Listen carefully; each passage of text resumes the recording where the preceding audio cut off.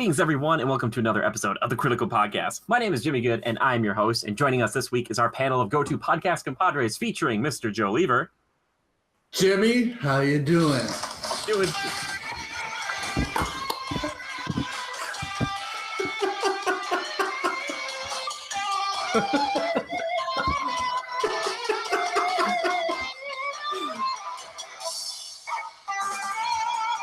It keeps going. It goes on forever. Wow, thanks, guys. Holy crap. I was not expecting this. Hi, Haley. Hey, you gotta blow out these candles, pal. Okay. I mean, hold on. You count it down. I'll blow them out for you. Okay, right? cool. Like, should we do it? Let's do it on the K of Mark, as we normally do, okay? On the can work. All right. 3, 2, 1, Mark. Dang it, I tried to leave one, man. Happy birthday! I tried. Thank you. Holy crap. I tried to leave one, for good luck. Oh my gosh, you guys surprised me for sure. I was not expecting. It's kind of like torment. Like, hey, we got you a cake. I know you can't have any. I'm sorry. But in your honor, we had half of it already. It was delicious. Yes. That's so cool. Thanks, guys. Oh my gosh. I haven't been surprised in years. It's nice. It's honestly nice. Thank you. And Haley made her debut too, which was great. Yeah, Haley's critical podcast debut. I'm just gonna get settled here now. No wonder that I was like, Joe's doing a different scene today. I didn't even think about it. Yeah. Anyway. What an idiot, right? Happy birthday, buddy. Thank you. And Levi Fletcher is obviously here too. This was Hey, guys. actually Levi spurred the idea. He's like, Joe, what are we gonna do for the podcast? So we had to get something going. So man. And I was like, oh, wow, you guys executed it perfectly. Yeah. So yeah, by the way, that Venmo, that cake was like $40. So Haley, you made it from scratch, right, Joe? yeah, from scratch. Yeah. I love you guys. Thank you so much. Holy crap. And I really mean that. That's holy shit. Anyway, yeah, I haven't had anything quite And like that welcome to this week's Critical Yeah, Podcast. welcome everybody, where there's emotional happy birthdays. Yeah, it's my birthday if you didn't figure that out from the audio. And I appreciate it that you guys went to all that trouble. Man, that's so nice of you. I saw Levi post something about like, Joe, check your messages. And I was like, I wonder if they're going to try to do something. And then I was like, Really? nothing's going to. And then I didn't see anything. And then you really shocked me there. I should have been like Levi and then anyway. Dang it, Levi, you almost blew it. It's just Billy Madison. Let me see if I can get my head wrapped around all this. Anyway, we like to talk about movies, games, and TV shows here on the show this week. We're talking about a little bit of news, and because it's my birthday, we're just going to talk about whatever we want to talk about. Let's start off with something that I'm hopeful for. Apparently, they're working on a brand new MMO-style free-to-play Lord of the Rings game, maybe. Apparently, a game is in the works by Athlon Games, and I didn't know who this was, but apparently this group is owned by this Liu tech conglomerate who owns Digital Extremes, who made Warframe, that ninja third-person game, and they're looking to do like a Lord of the Rings, online thing. They do have an MMO out for it right now. As opposed to like saying, oh, what we think it's going to be, I would rather talk maybe a little bit about what would we want in a modern Lord of the Rings game. That's different than what we got with Shadow of War, which is very like Assassin's Creed meets Arkham Asylum, but M-rated, kind of like super gory, just one dude, third-person action, killing orcs. If you could play that game often, Jimmy? You have that? I don't have the second one. I have the first one. I have Shadow of Mordor, but I didn't get Shadow of War because I waited, and now that the microtransactions are gone, I might go pick it up because that's like a $20 purchase to me where I'm like, I feel good about that. But like for full price, I was like, Yeah, I still feel a little burned spending full price on that guy. Oh yeah, do you have that? Like, do you have a copy of that? Yeah, I've got a digital. Yeah, nice. How far did you get into it? Pretty far, yeah. I mean, I got bored of it, and then I saw Leo playing it, and then I was like, oh, you get to do like cool stuff with other dudes, and I was like, I don't have time for this. Yeah, sure. But like, for what would it be for you guys that like would really make you excited about? Like, I know Joe, you love co-op feature. Like, what is it? And this is going to be a prequel. Apparently, it's not going to necessarily be during the time of the Fellowship. It's going to be way before that. But what would it be that would make you guys excited and want to hop into it? I guess is my first question. Do you guys, either of you, have like an idea? Yeah, well, for sure, the co-op, I think, just adds a zest to a game that makes it more fun and kind of drives you to want to play more of it, because there's also that incentive of I'm hanging out with my bros, slaughtering orcs and whatnot. Yeah, I don't know. I liked Shadow of Mordor, right? I liked that game. You lent it to me. I kind of tested the waters a little bit. I started to kind of get disconnected from it a little bit, and that I didn't quite like the way they animated or showed off the orcs. Like there was never anything very intimidating or real ominous about them. They kind of treated them a little bit more like clowns, which, maybe they do that a bit more in some of the movies like The Hobbit, but I want this to be more Lord of the Rings. Like every encounter is a scary encounter. So Sure. Okay. Yeah. So a little less of the kind of the personality that you got with some of those orcs and a little more of like, yeah, make it scarier. Okay, cool. Yeah, maybe a little more monstery, such as The Witcher, for example. That's a good pick. Like Levi, for you, man, Lord of the Rings, obviously a franchise we talk about a lot on the show and means a lot to us. But is there something that like you would be interested in grouping up with a bunch of people and going and doing maybe MMO-ish, maybe not? But it sounds like it's going to be kind of like a lot of people online, free to play-ish potentially.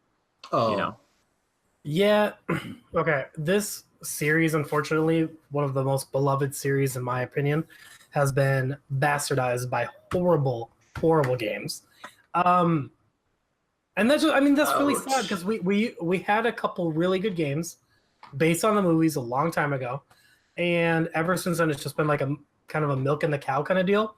See whatever they can get together with it. I can name on one hand like 3-4 maybe good games out of the series, but I did play Lord of the Rings Online, and I will say that it doesn't really feel like Lord of the Rings. There's a reason it's free to play. If they can do this better, maybe, but it's another free to play, so potentially. And I don't know if they've completely confirmed or denied that. It just seems to be that is what the thought is going into this. But you're saying like League of Legends style? Not necessarily. I know free to play is kind of like a weird, dirty term that can mean a lot of different things in video games nowadays, because a lot of games are like free to play. Like, isn't Fortnite free to play? Right? Like to some degree. I think that this is happening for the wrong reasons. I don't know. I need more information. Yeah. Information. Yeah, but I mean, like for you though, like I think though, like I said, we don't have to guess at like what the actual game is going to be. Like, what would you want? Like, as someone who says that these games have been bastardized, like, what is something you're like, man, if they were like, cool, we all get to be Elven Rangers or something like that. Something that's not trash would be great. So no, in all seriousness, I think if they took all the really, really, really good parts of, Shadow of War and flushed that out to like an MMO with much more open worldness and much more MMO style, I feel like that could be really good. But I feel like then that would be more like Assassin's Creed Online, and that might get weird. Sure. I don't know what I want from this. I just want it to be good. I want to be in the world, because I remember playing, sorry not to cut you off, War in the North. Yeah. And I didn't feel like I was even in Lord of the Rings, to be honest. Yeah, that's a weird game for sure. And I have it. And it was just cool to have like a mature rated Lord of the Rings game where like they actually would bleed and you could like cut off arms and legs and their heads and stuff. But yeah, you're right. That one, they like tried to put you in the world and like have you interact with the characters, but it always felt strange. And do I remember playing a game with you and Leo that was not a tower defense. What was that game called? You're talking about Conquest. That goes like Battlefront? Yes. Trash. So I mean, just really bad games that they're using the Lord of the Rings name just to sell. Sure. I liked that game, but it was definitely a slimmed down version of like, it came after Battlefront 2, and that's when Pandemic was like starting to near the end. And I remember being so excited for that game, and I played a lot of it and I really liked it, but it definitely wasn't what you would probably expect from a Lord of the Rings game. And I think that's the problem, is that they were so kind of tied into the movie franchise that if we didn't have the movies, maybe it would give them more creative license to do something different. And maybe that's what they're going to attempt to do. But that aesthetic and that kind of grounded in reality style is so hard to make into like a really fun fantasy world where you're like, oh, you have all these cool abilities, but you're just a regular human. It's like, it doesn't really add up. So if we could get like a wish list of everything that like you'd want it to be, Shadow of Colossus meets obviously Lord of the Rings meets Destiny 2 kind of MMO style where it's, you know, like I don't know. Yeah, I don't know either, but I understand what you mean. Apple. Yes, that'd be great. I don't think they'd do it. Yeah, would you like Shadow of Colossus like in the, you mean like kind of like the world itself or like the actual enemy? Yeah, just like the openness of it. Sure. But like mix that then like with like Destiny where it's like you get to just hang out with your buddies and you get to do like a quick little fire team. Where it's not so big, but it's like it's an MMO, but it's like, you know, more secular. Yeah, one thing I would hope too is if it's going to be MMO in style, I want it to be a little more like the Old Republic, where every button press, or at least every press of the button on a controller, is actually an action. Because one thing that kind of turned me off a lot of times to like a WoW or something is the auto attack. Like it just, especially in Lord of the Rings, you want that melee combat to be visceral. You want to be invested in it. You don't want to be like, all right, just send him over. He's going to kill an orc and he'll just kind of do his thing. You want to be like doing a combo or something. Yeah. So I'm hoping that is a big factor in there. Give me that sweet melee combat, baby. Let me play as that. But yeah, could you guys imagine just for a second? And I know Joe brings this group or this game up a lot, but like a Ghost Recon where it's like, you pick is like from any race, but you can have like a warrior, like more of like a scout bowman, more of like kind of like a tanky shield person, and you're just kind of moving as a group around to different encampments around the world and like taking them out. Like that'd be so cool. That'd be sick. That is the dream. It is. That is the dream. Anyway, speaking of dreams, because we talked about it the other week, I feel like we have to bring it up now. It's now confirmed. Our boy Henry Cavill, I shouldn't say that, more Joe's boy, He's going to be Geralt. He's going to be Geralt of Rivia in the Netflix edition of The Witcher, which is pretty crazy. Yeah, I mean, he's been confirmed. I even saw him post a tweet about it. He's like, oh yeah, he like posted a picture of like it installing or the game itself on a TV screen and saying, he's like, oh yeah, send all this stuff to Kaer Morhen and I'll be out and all this. It was his Netflix account and he renamed the account. The name was Geralt. And yeah, you know, the Netflix Witcher deal.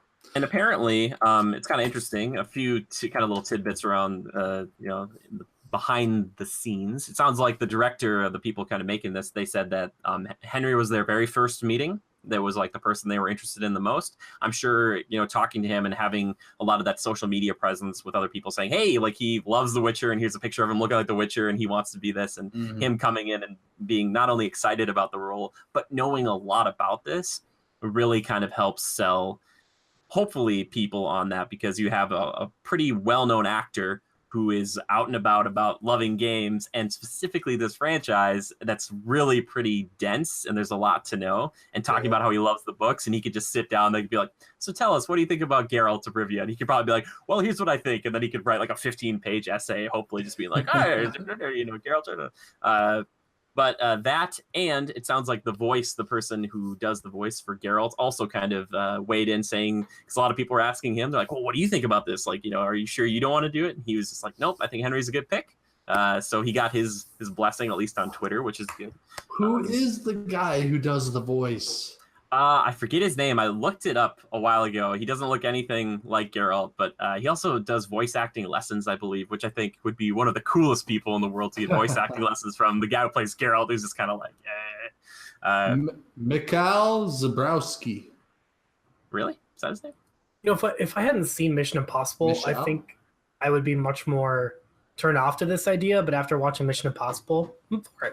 Sure. Yeah, I think it's nice to see him in another role that isn't Superman. So now he's going to play someone who's like in between Superman and evil, you know, Super Agent Walker, like some guy who's kind of that gray line, which I think is a good thing. And I was going to ask you, Levi, like, what do you think about this now being confirmed? Are you excited about it now? Yeah, I think so. I think they did do a good pick. I mean, Henry's got the acting chops for it, absolutely. I'm wondering if this is going to be like the next kind of Game of Thrones kind of breakthrough for Netflix. That would be a good thing for them. Yeah, that's the thing. A hard mountain to climb, but good luck to them. But that's the thing is everybody's doing this. You've got Amazon. We were talking about Lord of the Rings, trying to get that thing together and off the ground. I think there's going to be this kind of vacuum when Game of Thrones stops, and Game of Thrones is still trying to hold on to it with their spin-offs. But Amazon's saying, "Hey, we got Lord of the Rings," and now Netflix is like, "Hey, we got The Witcher." It's like a lot of these people are like, "We have your gritty, realistic medieval time thing that isn't going to necessarily replace Game of Thrones, but be what you get into next." So. Yeah, I would love that. Funny, that's what people still want. Yeah, and I'm self-professed. I don't really know a lot about Game of Thrones. It just seems like I've heard it's really depressing, and I don't know like why people crave it, because I've heard it's like a really bad world with a lot of sad things happening. And The Witcher. I won't get into it. It's not all that. I'm Joe and I could talk about Game of Thrones a lot because we like it a lot. But I mean, isn't it crazy that people are still hankering for good medieval stories? Yeah, I think it's just a cool realm because, like, you have, on one hand, you have, like, your Disenchantment and stuff, or, like, Adventure Time, where it's like, oh, fantasy, but kind of, like, cartoony and fun and different. But now it's like, oh, what if it were real? And I think that really, really, really started with the look and feel of those original Lord of the Rings films, because it was like Peter Jackson said, hey, what if we took fantasy and said, yep, this could have all happened, or could still happen, in this world. And I think everyone was kind of like, that's a good idea. Let's go with that. And it just makes it feel more mature, and that you can be an adult and like this. And I don't know. That's a good point, though, Levi. There's no doubt that Lord of the Rings is the OG. Oh, yeah. But do you think that audiences can, like, expect Once Upon a Time meets Lord of the Rings? Oh, I don't know. For, like, Witcher, you mean? Yeah, I mean, like, the storytelling and then plus the, the grittiness of Lord of the Rings. Do you think, like, that is the love child we're going to get? I think it's going to be a mix of that plus some supernatural. I think there'll be a monster of the week. Supernatural. Yes, that'll be awesome. And I think that will be so... And maybe, like, they'll do one where they have, like, the end of the season will be a high vampire, and it'll be 2 or 3 episodes long where he's, like, trying to hunt, and he's like, I really got to prepare for this, because if it's literally what I think it is, I can't just walk in and be like, yeah, let's fight this. There'll be a lot of preparation, hopefully. Yeah. Like Dean just shows up and is like, ah! Yeah, exactly, yeah. Yeah, I'm hoping that it's that, though, Levi. I hope, and I think they're going to do it justice, and I think they're going to put a lot of money into it. That's the nice thing about these things, is that they want to fill that Game of Thrones void, and the budget that Game of Thrones has for each and every episode now is insane. So Netflix and Amazon want to be like, all right, we can match that, and we want to get that audience. So you got to do that. So hopefully this stuff will look real good. Well, we pump the brakes for a second. As far as I can tell, wouldn't a Netflix series like this, The Witcher, wouldn't it be... Have they, like, confirmed what it will be? Is it going to be an actual, like, multi-season series? Or are we talking, like, a mini-series, like 8 movies to form a season or story? I believe that when they released the information about it, and you guys, I can look it up too, it was going to be like 8 to 10 episodes. I thought they were going to give it like a typical Netflix season treatment, and they were going to give it and be like, hey, here's our first season. We'll see how it does. And then you can order more after that. But I'm not sure. And I don't think it's just going to be a movie. I think it is going to be like a serialized show, I believe. And they're also saying, like, in some of the articles, that it's not necessarily true to the game or based on the game solely. Yes, and I wouldn't be surprised if that were the case. I mean, there's plenty of stuff that Geralt has done in between, in like the books and stuff that they could pull from, and they don't have to. Because if you just follow the game, the point of having those games is you get to choose what he does, and I wouldn't want to necessarily see like Henry go deal with the Baron again. Like, I'd be like, okay. So many other options. So yeah, I'm not sure what you guys are seeing for if it's how many episodes they're saying, but I think at least 1 season is what they're working toward right now. Especially if you want to capture that Game of Thrones audience, you can't just be like, yeah, we're doing like 2 episodes. Done. Right? They finished writing the pilot already. Oh yeah, I'm sure they had Henry read. I'm sure they had him read for it. I'm interested to hear what kind of voice he's going to go with. I wonder if he'll just kind of stick with his, or if they're going to say like, hey, do you want to kind of gruff it up a bit? Yeah. I will say that one picture that someone drew up there of him as Geralt was like, I was like, okay, I'm on board. Like, I was like, if you can make him look like that. Yeah. Yeah, that's all it took for me. I was all in. I was like, yep, right choice. Done. Yeah. I really am surprised that like Joaquin Phoenix didn't get on this. I feel like that was like a good role for him. But Yeah, wasn't Joaquin? Oh yeah, he's up for like the Joker stuff. That's what he's doing the doing. Joker. Like Yeah. he's doing it. Yeah. Mm-hmm. That DC. And I wonder if you just pick one of those things and you're like, all right, I'm gonna do this, and then I can do some other things on the side, but I kind of commit to my one big kind of fantasy role. And Joker probably kind of extracts a pretty heavy toll. Joaquin would have been all right, maybe, but if he didn't play Strange, I just don't think he should be anywhere near this. So yeah. DC, just through a little tangent out there. DC's like that scene from Family Guy where they get their ideas. And it's like the manatees take the little ball up and put it in the thing, and it floats down. And DC's like Wonder Woman meets Green Lantern. I'm just like, oh.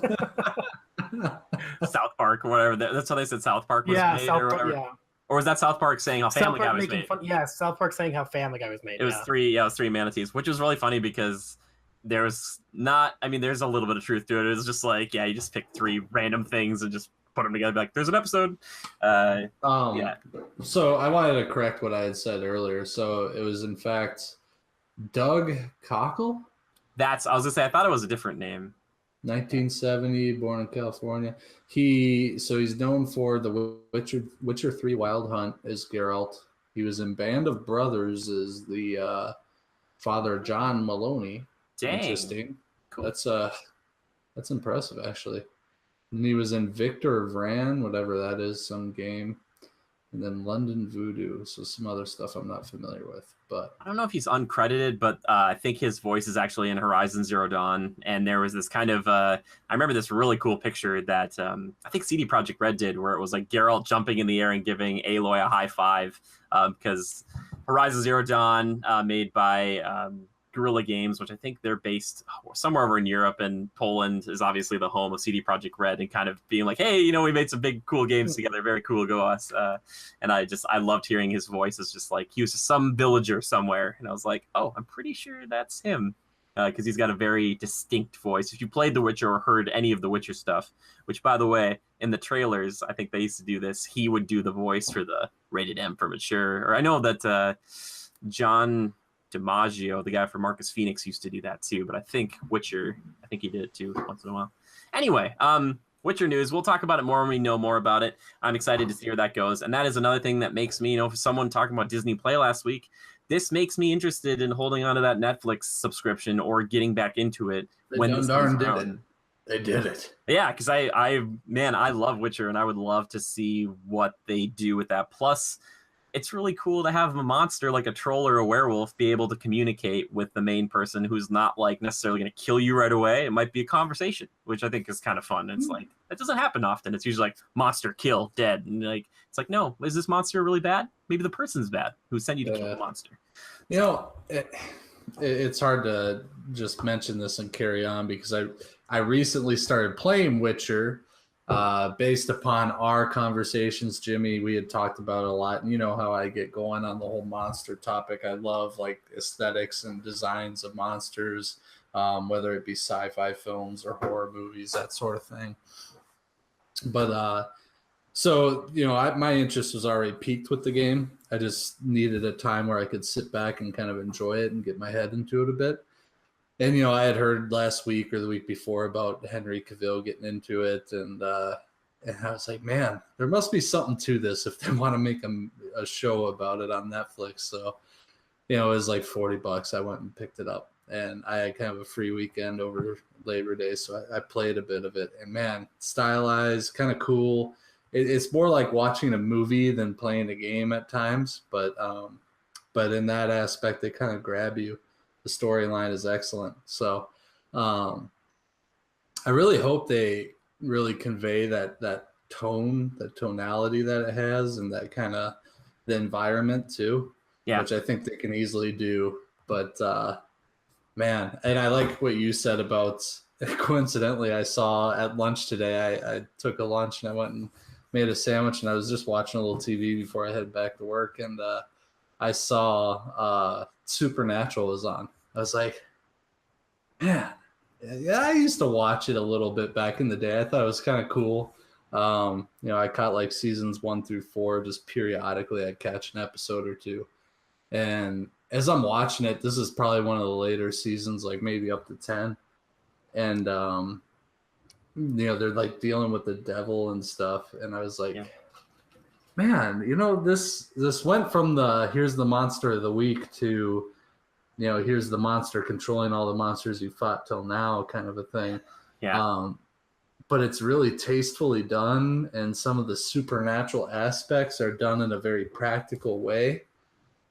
And I just eat it up. I'm like, I can see why this show has lasted for what, they're going on their 12th season, or did they just finish it? It's ridiculous. It's been Hats off to them. I mean, it's a cool concept, and I think their fan base can reach fairly broadly. It's not just like this superhero fan base. It's like, if you're into that sci-fi, science fiction, horror genre, it's all there for you. And it's cool. So I wouldn't mind if there's a bit of that vibe in that show. It just could be really cool. I just hope they don't make it too formulaic. But in the news articles I was reading, it really seems like the writers and the people that are doing this they're all in, chips on the table, and they seem like creative people just from what I've seen. So 14 seasons worth, by the way. Crazy. I think that is a good thing that they're all going to be in, because not only do you have to appeal to a broader audience with this, maybe people who don't know a lot about The Witcher on Netflix, but you're also trying to appeal to the fans, some of us who are fans mostly of Witcher 2 and 3, some people who are super hardcore fans, and they are going to be picking this thing apart. So you really got to go in. Like when Lord of the Rings was first made, it's like a bunch of people just holding the books out and being like, all right, we're going to change this, but it's just a little thing, or, make some augmentations to it to make it better for a film. Exactly. This is a video game now. It's not like we're taking a book and making it just into a movie. It's like these were books and games, and they've had other, chances at media before. So you really got to do your due diligence, and I think they'll do it. And I think Netflix is really going to put a ton of money into it. Like we said, that's their Game of Thrones. Everybody's going to throw their hat in that ring when freaking, HBO's like, all right. So I'm going to spin a question on you guys. From an audience perspective, okay, from the producers or the Netflix, from their perspective, how do you advertise this thing? Do you go all in on this is based on the Witcher game, this is The Witcher, this is it. If you like the game, you'll like the show. Everybody come watch it. Or are you going to try and take a marketing approach of making it a little bit more generalized and broad, and maybe try and cater to or appeal to the mass audience rather than try and get the attention of the game loyalists, if you will? Levi, what do you think? What was the question, Joe? I know it sounds a little convoluted or complicated. Like how are they going to market this? You mean? Like for instance, like how would you do it? Would you really hone in on based on The Witcher, the game? Oh, you're talking about like their target. Target. Or would you just have some sort of like mysterious commercial for it or ad online that's just like a crow on a tree type of a thing in The Witcher? Yeah, I feel like they take a lot of different approaches, but I don't think they're gonna have to try too hard, because obviously they're gonna blow it up on Netflix's like main page. Let's be real. This is going to be one of their biggest blockbusters, and I think it's going to sell for itself. But that's somebody who's played a lot of the game or played through the game saying it. Well, I know, but I mean, like, you load up Netflix, and like you almost have to watch the trailer of like whatever there's featured. Like they automatically start playing it, so it's like I'm going to get a glimpse of whatever they're going to do, and it's like, oh, okay. Yeah. And then word of mouth spreads, and it's like, oh, cool, check this out. So. Jimmy, any thoughts? Yeah, I have it in my mind already. Here's what you do. Here's your trailer, Netflix. You're welcome. All right. So you see like boots on the ground, kind of gray, black, and kind of grayish, kind of like you don't build a building without the boots on the ground. It's those boys that really count. Boots on the ground. So you have these boots kind of, pressed down. You got like a horse. Someone's leading a horse in, and it's a gray day. There's a dead tree, and you see just like dead bodies everywhere. They do like a cut, and it just says like break down with the corn song right now. No, that'd be sweet. I'm coming on. So what you do then, you cut to like a title, that says from Netflix or whatever, and then they shoot back to him like walking and kind of kneeling down, picking up some stuff. He's looking at tracks and things, doing that, and then it's like from the acclaimed video game series, and it cuts back, and then he kind of like, you look at him. Yeah, exactly. Looks up and you see his like those cat eyes, because he's already like, he's going Witcher sense or whatever, and he hasn't started drinking the potions. Maybe he's popped a potion or something, and you see a monster, and you show like a little skirt, like right before, they have this little talk where he's like, oh, like, I finally found you, and it's like shows a troll or shows a werewolf or shows whatever, and they kind of like start to run at each other, and right before they hit, it cuts and just says Witcher. Just like, that's all it is. There's like 3 cards. One is just, this is Netflix, it's based on video games, this is the name, shows you a little bit of it, boom, you're done. 2 minutes and you're out. Kind of like that scene in The Witcher when they're tracking down Yenna? Is that how you say it? Oh, Yennefer. Yennefer. And it's that spot where she was caught between 2 armies in that big opening or clearing, and she threw up the explosion or whatever. So that's your environment or your setting for this, maybe something similar. Yeah. So if it's a werewolf attacking, let's not show it off too much. Let's keep it mysterious. I want to see what it looks like in full. I want to have to watch to know, And this is my teaser trailer. This isn't like my big trailer where it does a bunch of fast cuts of like monsters and like sexy ladies and like, you got to show all that stuff to be like, oh, well, this is maybe a mature thing, Sure. So the reason for my question is, obviously Netflix is a business. You want to capture as much attention as you want or as you can from the masses, not just the people who are like, The Witcher? What's that? I just finished playing through for the 3rd time. Yeah.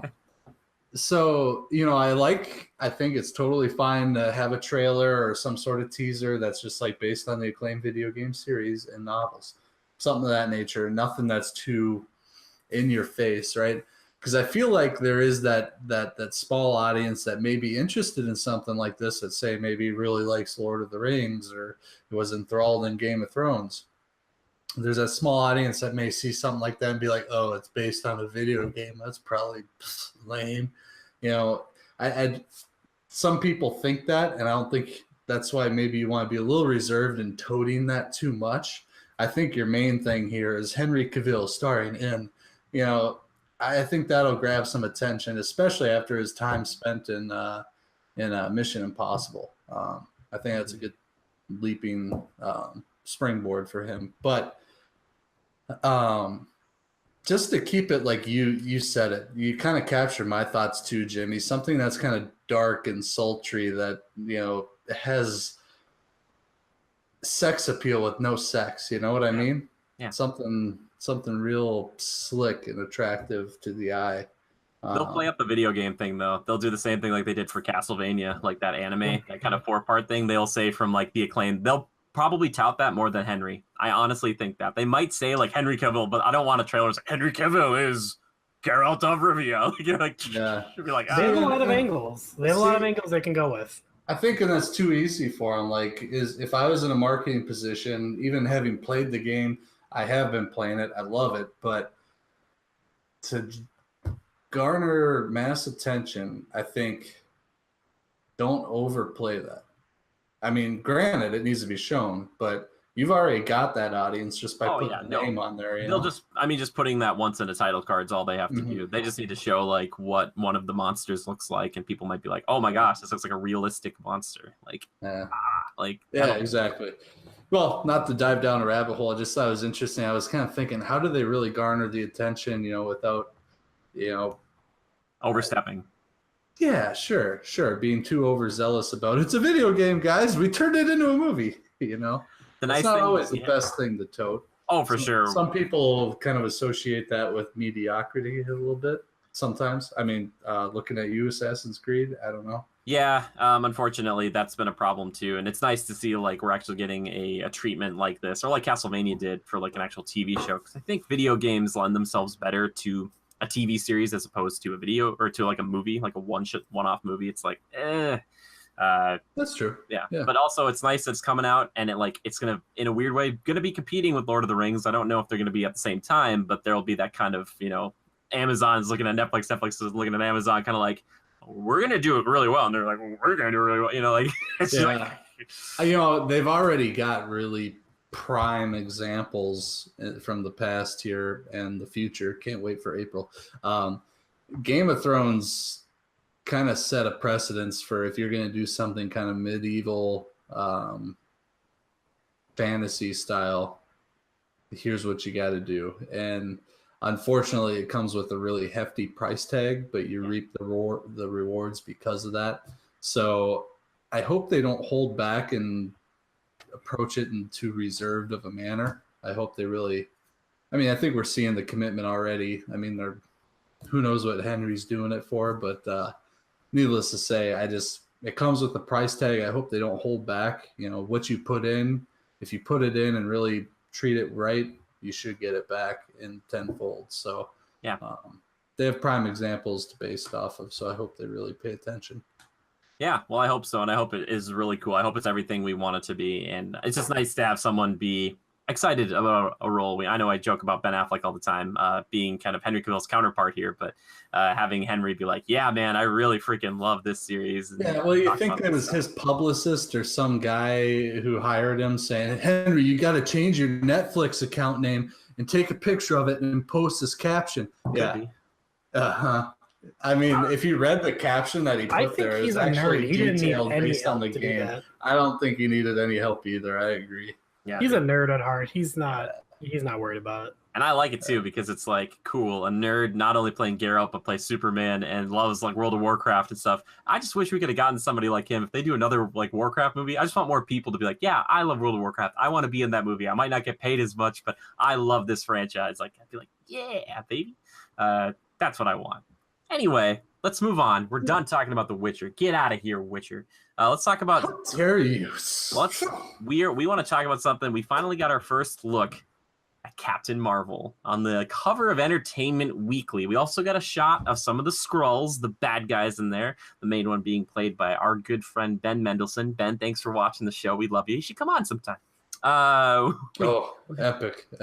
If we had Ben on the show, I'd just be like, and you can talk about whatever you'd like, sir. We'll just sit here and watch. Bloodlines, loved it. Yeah. Called. You did an excellent job. Your presence is still there even when you're not there. How did you do it? How did you do it? He's like, they're just sending me checks now. He's like, they don't even make it anymore. They're just sending me checks. Yeah, Captain Marvel. I'm gonna take my hoodie off. I'll take your hoodie off. But Levi, looking at Captain Marvel here, you get to see this picture of Cap on the front of Entertainment, not Captain America, but Captain Marvel, Brie Larson.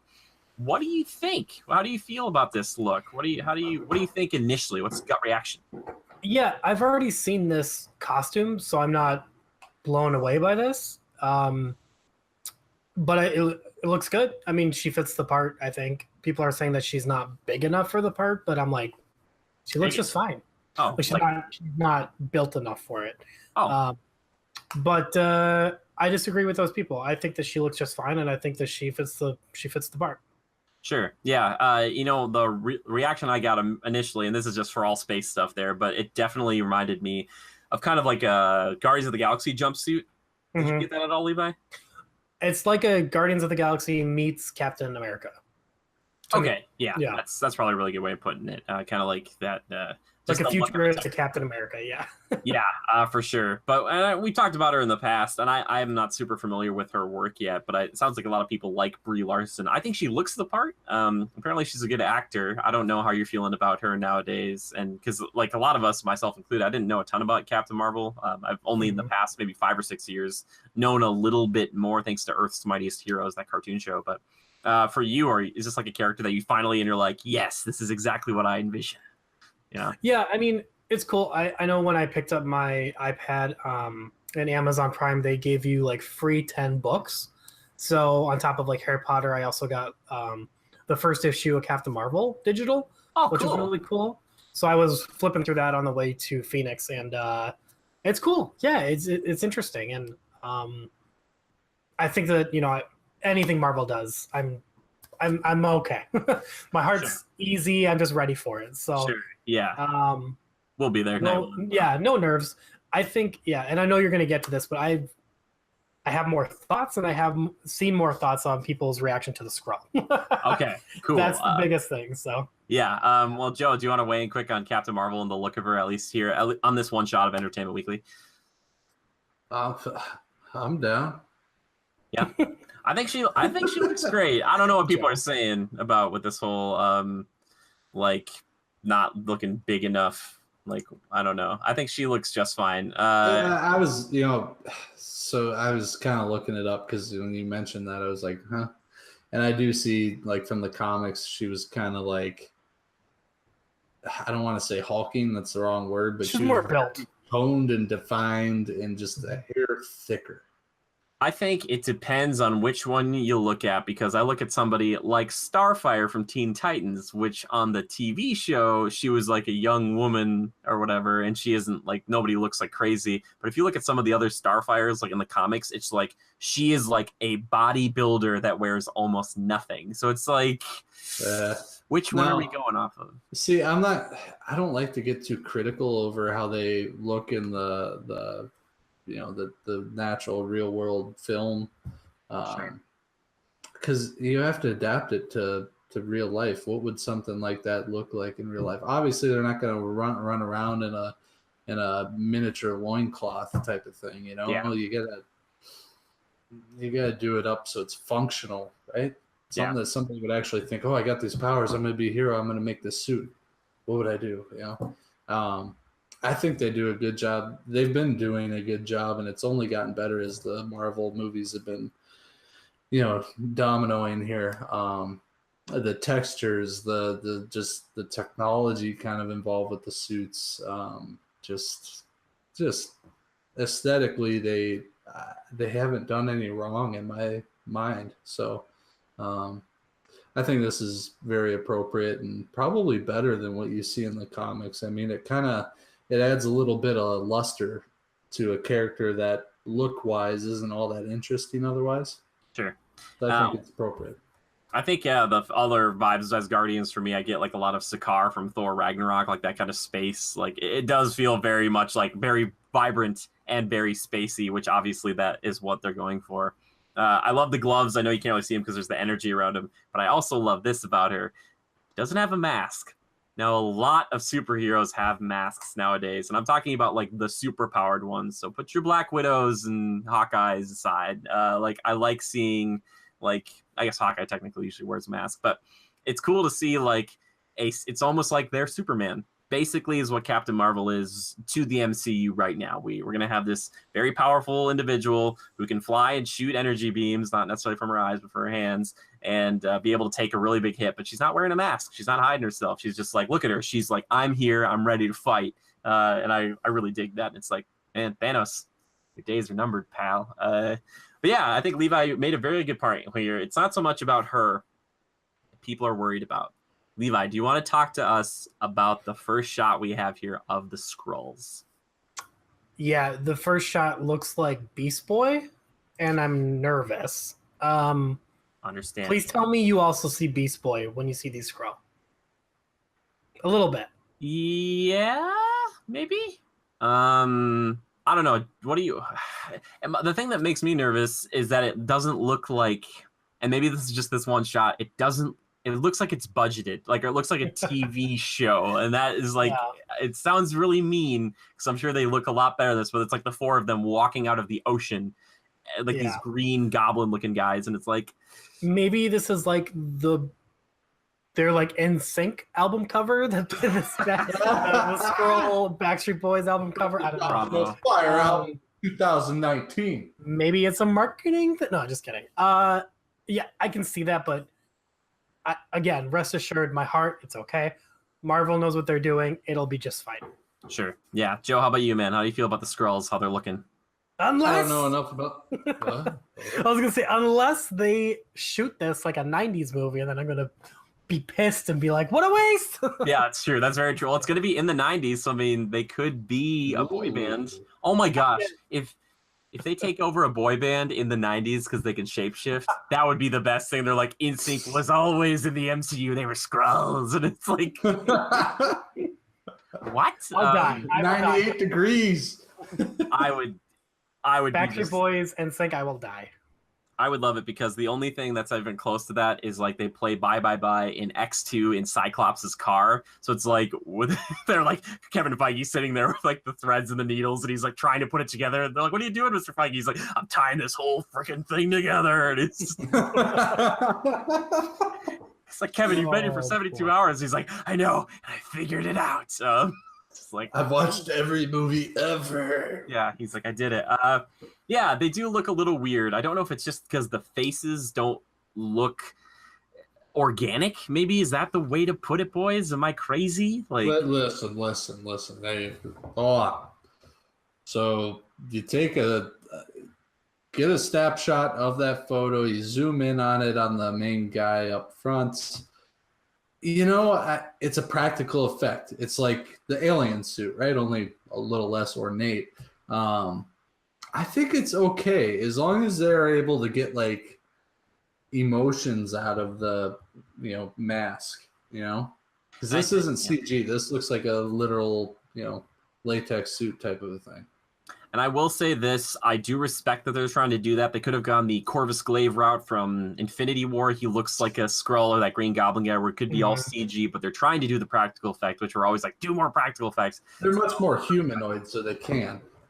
Yeah, and I'm hoping that it looks good. And they've had a problem with this for a long time. You look back at the original Spider-Man where Sam Raimi got like this close to doing like a fully automated Green Goblin mask or face, and they just didn't do it because it was just so difficult to basically take the human face, give it those crazy ears, and make it all green and kind of make those features accented in a special way.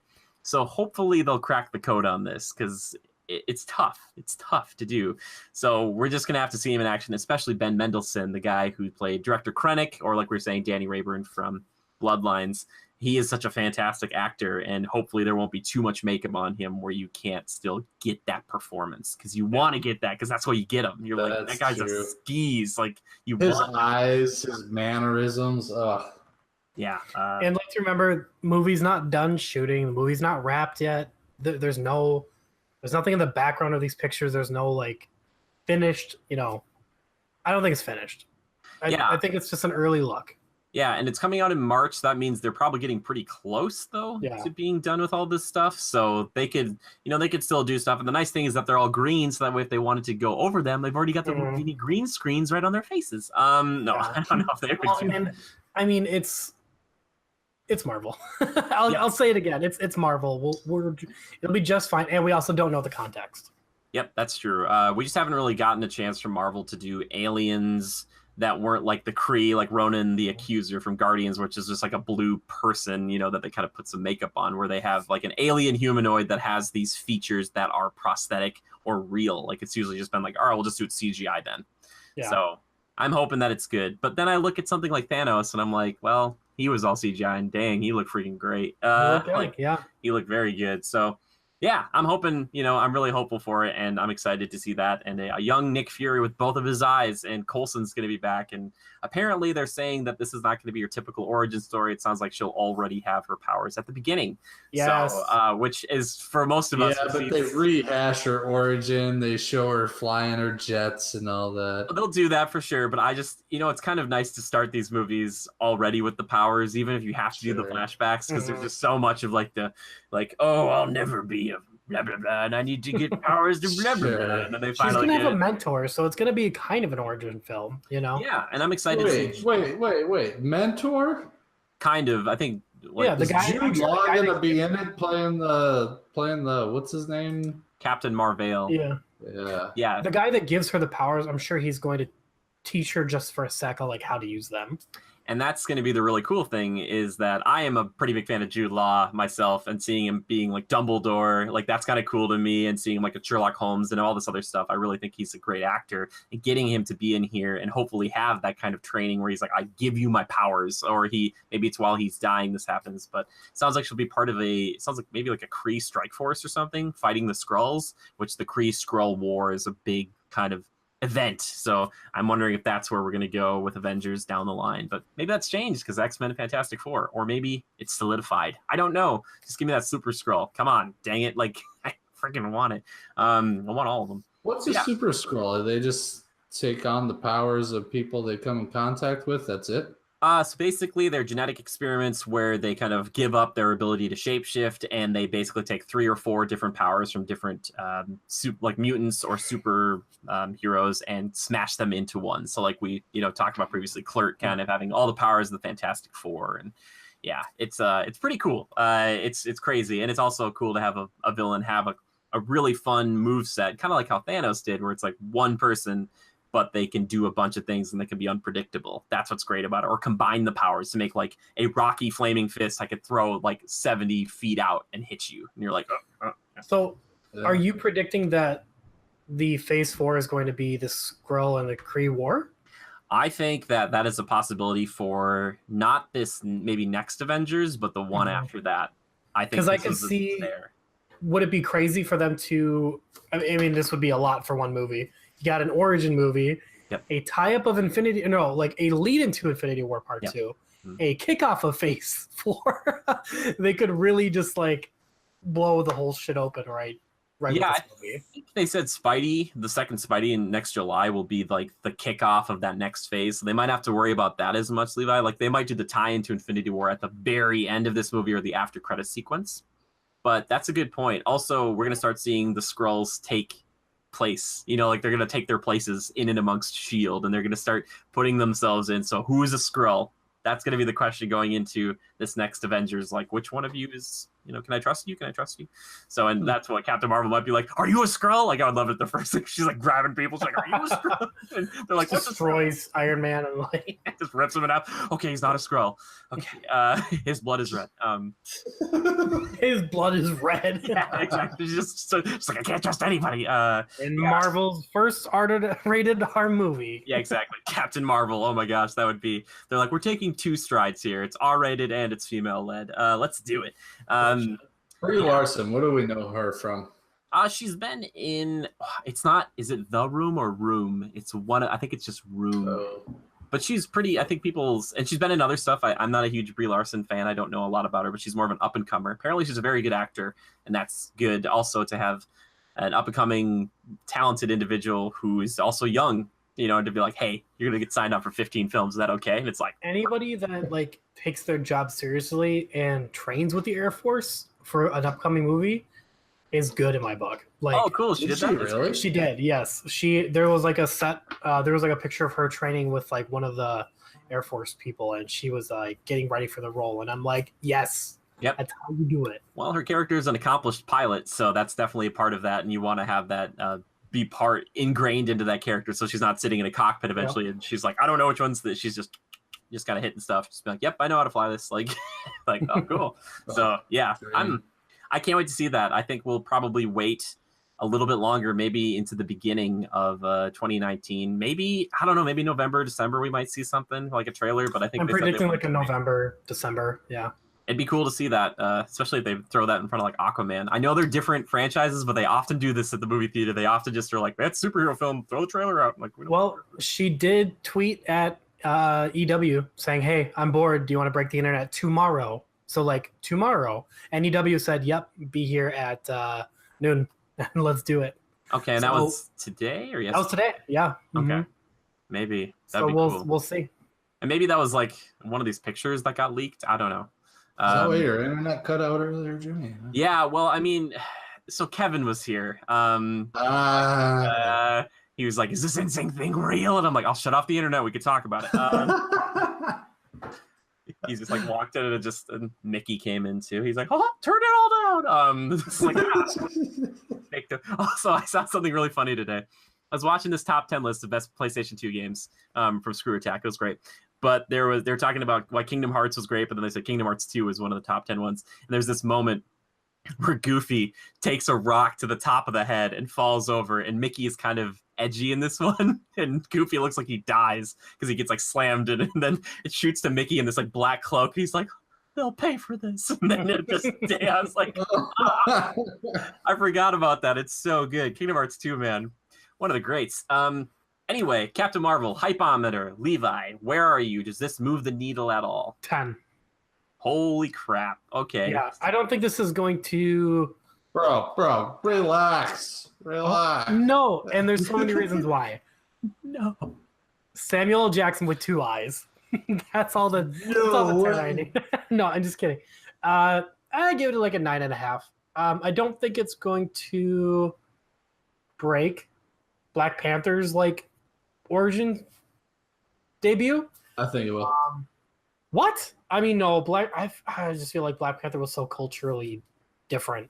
You know what? You know what topped it off and might make it do that is the way they left Infinity War. Yeah, we'll see how much it ties in. Yeah. But yeah, good 9.5 to 9.8, 10. Also, we also should probably say that even if it doesn't come close to Black Panther, that's okay because Black Panther did bonkers numbers, and I think it brought in a lot of people who haven't really gotten into superhero films yet, or just people are seeing them multiple times. That's true. I will say this: good film. It is a Phase 1 Marvel film. It is that. Wakanda's great. All the characters are like the best they've ever been. But at its core, it's a Phase 1 Marvel film. Just I swear to you, go watch Iron Man and you'll be like, but Wakanda's repetitive. Yeah, it was just nice to go somewhere new though. That was like Wakanda's pretty dope. Like the music was fun. It didn't blow my mind. I mean, Black Panther suit is cool. Yeah, I like it. Also, why don't you guys give that tech to everybody who's in your army for Infinity War? It's like people aren't like they don't have the absorption stuff. It's like give Cap a freaking Black Panther suit, guys. You can do it. It's just like no, sure. He's like I'm too busy. I would love. Yeah, that. give him that would be cool. Captain America in the Black Panther suit. He doesn't need to undergo that whole like stop your heart, bring it back kind of thing for the mutation or whatever. He's just Captain America. Just put him in the suit. It's done. Yeah, they didn't even give him a shield. They gave him like those arm things. Yeah, shield must be different. They're like, do we want to give him like a cloak, like one of those cloak shields? Like that would have been so cool. Watch him run into battle. I could have seen him run into battle super fast with a cloak like that. Those big kind of like blankets they had for the shields, and he's like, I would pay to watch that edit.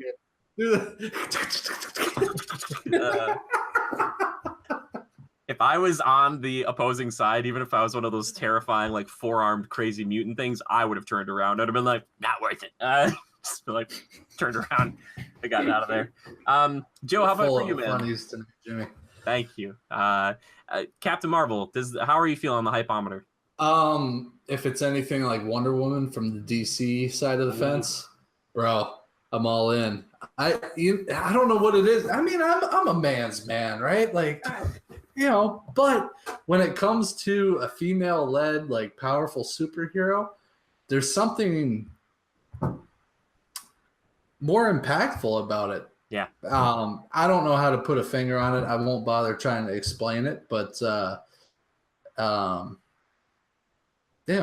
chivalry is not dead, and I think it's pretty cool. I love Wonder Woman. If they can capture any bit of that essence, I'm all in. And it's Marvel, so I know they're going to do an excellent job with it. I like the whole Air Force deal. I don't know a lot about Captain Marvel, but the whole fact that she's like a fighter jet pilot, I mean, if I get to see her fly in a jet, it's all right, cool. Yep. They don't have to do much more. Really good chance I'm walking out of that theater with a crush. Yeah, I'll just feel like she's so cool. I'll be like, oh man. Haley, you need to join the Air Force. Yeah, join the Air Force now. Or join the Navy. Yvonne Netniage. Yeah, anybody watches Simpsons. Watch out. Yeah, I remember that. It's a good episode. I would say for me though, right now, I don't know if you gave it like an actual number, Joe, but I'd say I'm at like probably like a 9 out of 10. I think it's 9.5. Yeah. I understand why Levi jumped to 10 a little bit. I think it's one of those movies, like, I liked Black Panther, and we talked about it a bit there, but I think I'll like this more. I'm just ready for a female-led Marvel movie. Yep. Sure. And it's cool because we kind of got a little baby hints here and there, but especially with like Ant-Man and the Wasp having like the female in there be like the super serious, like I can beat up everybody in this room. Whereas like Paul Rudd's guy, he's just like looking at her. It's like, I can't be Evangeline Lilly, but I'm trying my best. You know what I like too is that I didn't want to see like Scarlett Johansson as Black Widow, Scarlet Witch. they're all fine and great and impactful and everything, but I feel like the role that Captain Marvel has to play on this stage is every bit as big as like a Wonder Woman does on the DC side of things. So I feel like the impactfulness of her character is what really puts it up on a pedestal a little bit more and kind of amps me up. And that's why I think it has that potential to be, that Wonder Woman type film. So obviously I think Marvel's thinking, okay, Wonder Woman did really well. It was a big deal. We got to get into that limelight too, right? Yeah. Well, they've been working on it for a while, and Kevin Feige's even expressed a mutual respect for Wonder Woman, saying he's like, that was great, and ours is going to be completely different, but we also want to have like that kind of caliber of film. And I think it'll be nice too to have this character come out, and yes, she does get her powers from this guy, but when you look at Black Widow's start, she was like this kind of sex symbol for Tony. When you look at Scarlet Witch, she was sister to Quicksilver, and she's in love with Vision, but it's kind of hard to still know who she is outside the group. So hopefully Captain Marvel will be like, I am my own person. I don't have to be defined by any of this, and I'm taking these powers. I'm taking my moveset. I'm taking this fighter jet pilot knowledge, and I'm just gonna kick some ass. Like that's a good way to say it, Jimmy. I like that. Not defined by the group or anything that's associated with that. She's her own person, but free of the shackles, man, just to do her own. And it's set in the past too, so it's not like all this stuff they had to be like, okay, we've done the Avengers, where does she fit in now? It's like, no, she could be on ice, she could be out in space, we don't know where she is, but to have that, be like, yep, it was way before all that, so don't worry about it. Like, that's a smart true. But I feel like somehow at the end of this they're gonna kind of, they got I think everybody leaving the theater at Infinity War is like, okay, Ant-Man might not really do it. Ant-Man did tie into it a little bit. Spoiler alert. Oh, my God. But, I think this movie, everybody, just because of the ending in Infinity War, they're all thinking, I have to see this. How does it tie in?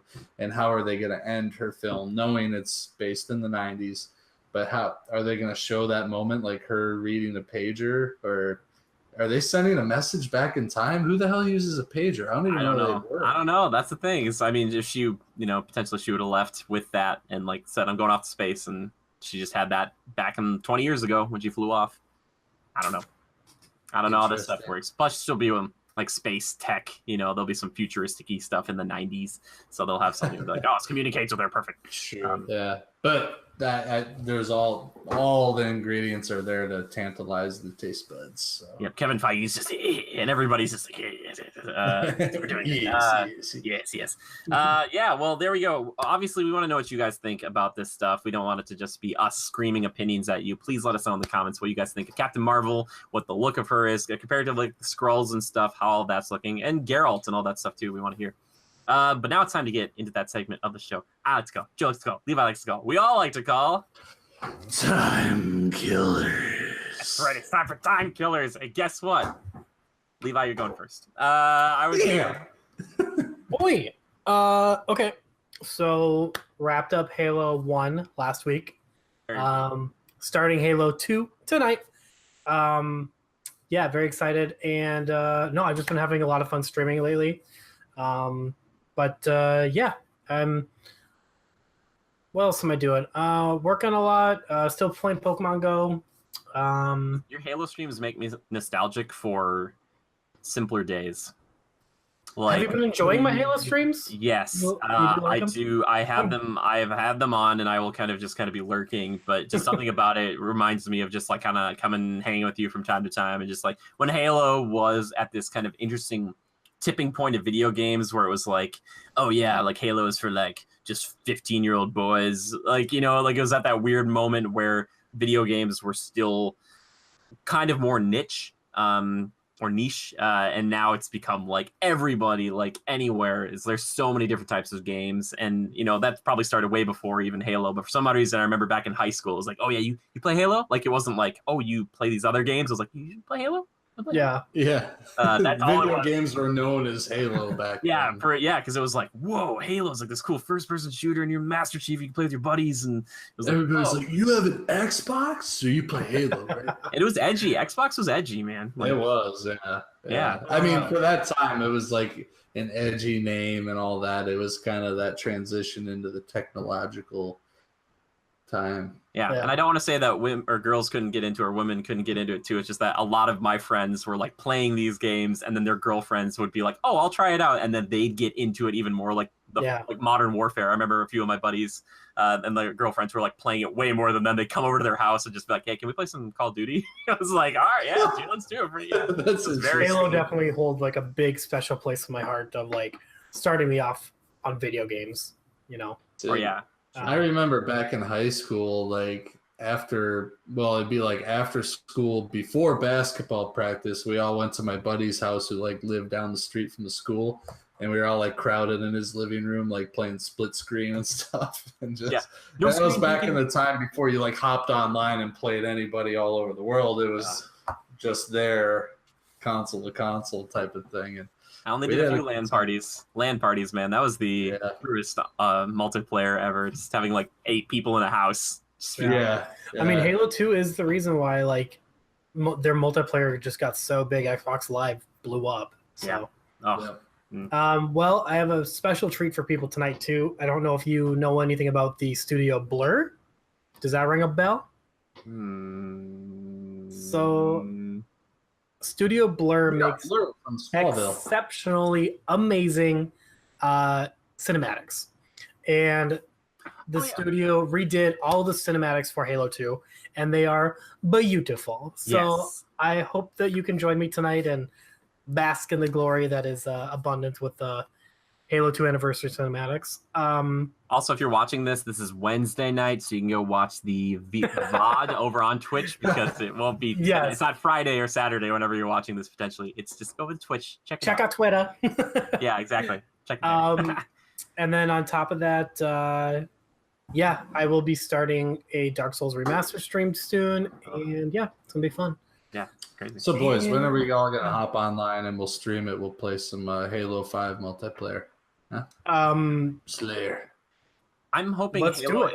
I'm hoping that Halo Infinite is like a game in the vein of Monster Hunter, in that we just want to play it, and it's just so like there's so much to do, and not like Destiny style where it's like, oh, we have to check back in or rebuy the game. I want it to just be like, hey, you want to get 4 buddies in a Warthog and take off in that direction? Go freaking for it! Like, I mean, like that would be amazing. That could be pretty cool. It's more appealing than Ghost Recon to me. It's more like the space fantasy vibe. Like, you know, you could do way more with it. You could just get real crazy with it right away. It's like, maybe even taking Destiny to a new level. Yeah, Destiny. I don't know. We'll see what happens with Destiny. I feel like Destiny has that vibe a little bit. Oh, for sure. I guess, just to wrap up my Timekillers, I'm like on the 7th chapter of my Celebi quest on Pokemon Go. Whoa. So, what? Do you have to do that much to get a Celebi? Yeah, it's a lot. It's a lot. What do you have to do? Like, you have to walk a certain number of steps? Yeah, you have to like spin 7 Pokestops 7 days in a row. Give like 25 pineapple berries to a Pokemon. They have a lot of different little like quests you can do. Keeps it fun. Keeps it interesting. The last quest is like, send us your social security number. It's like Pokemon Go, the one where you have to walk to a park and capture Pokemon? Yes. Yeah. Wow. Heavily into it. This Saturday is also Moltres Day from 1 to 4, so that's gonna be cool. Cool. Joe's like, I like Moltres. I'll say Moltres. I had it on my phone for a hot minute. I really did, but it took up a lot of space. We actually, Levi and I went, had a meal recently, and one of the waitresses was talking to us about, she said there was a couple, and they were like probably 50 years or older, that were there playing at the bar, and they were just into Pokemon, and one guy like lost his mind when he got to a certain level or caught something or whatnot. No. Said, like, I thought the game was done. She said, like a while ago, there was just kids walking in to the restaurant and just sitting and not ordering anything and just playing the game because it was like a Pokestop. And she was like, yeah, no, you got to get out of here. You got to buy something or you got to go. And it's like, oh, it's pretty funny. We have Pokemon sandwiches, Pidgeot. Yeah, I think some people did that. They're trying to do kind of, well, probably like Nintendo just like shuts down your store, or Game Freak does, you know. They're like, you can't do that. Joe, how about you, man? What have you been kill time with? Okay, well, I obviously talked about I've been playing The Witcher 3 Wild Hunt. Loving it. I'm to the Baron part where I have to find his kidnapped wife and daughter. I really like the vibes from it, kind of that mystery hunting. I mean, it kind of is what it says, and it's cool. I like the intro, how they lead you into it. I love the romance aspects, oddly enough. Yeah. Like I like the love interest type stuff. I think it adds a little more depth to the storyline and incentive. Yeah, I'm enjoying it. I really am. The artistic aesthetics, environments, all of it. Yeah. I'm excited to hear more once you dive in further to be like, oh my gosh, this happened. And I was like, Yeah. So can I change my horse? I know I can get gear for him and stuff, but can I change his name from Roach to something a little less demeaning? Nope. He calls him Roach all the time. Why? That seems so demeaning. That's just his name. Also, there was a character named I think it was Roach or something close to it in previous games, and I always thought it was like Geralt's kind of mean and like kind of passive aggressive way to get back at this guy to be like, yeah, this is Roach. Like it's kind of like we named the monkey Jack, like Pirates of the Caribbean. Like I hate that. He's your trusty horse. You whistle and he comes. Come on. Yeah, he's Roach. He's great. He's your buddy. Yeah, I found this like pack of wild horses in a pasture at one point, and I was like, okay, I'm gonna take my saddle from this one. I'm gonna put it on that giant black horse because it looks like it ran straight out of the gates of hell, and it's here to help me kill things. It didn't happen, but a guy can dream. He tried. No, I'm loving it. God, you guys have heard me gush on the podcast about like Alien and Predator and all the monster designs from different movies and games, and this is shame on me for not playing it sooner after Jimmy and I had talked about it so many times. It's like you got there though. This game was kind of meant for me. It just didn't have the multiplayer, which I'm not all bad. I can play a single player game. I'm proving it right now. Well, the next time this comes up, Joe, if they ever make a Witcher 4, then we'll play it at the same time and we'll talk about it. So it'll kind of be like co-op. I know it's not the same, but it's really fun. I was doing that today on stream myself, and it was like, oh, we're playing single player games. We're talking about it. Yeah, that could be cool.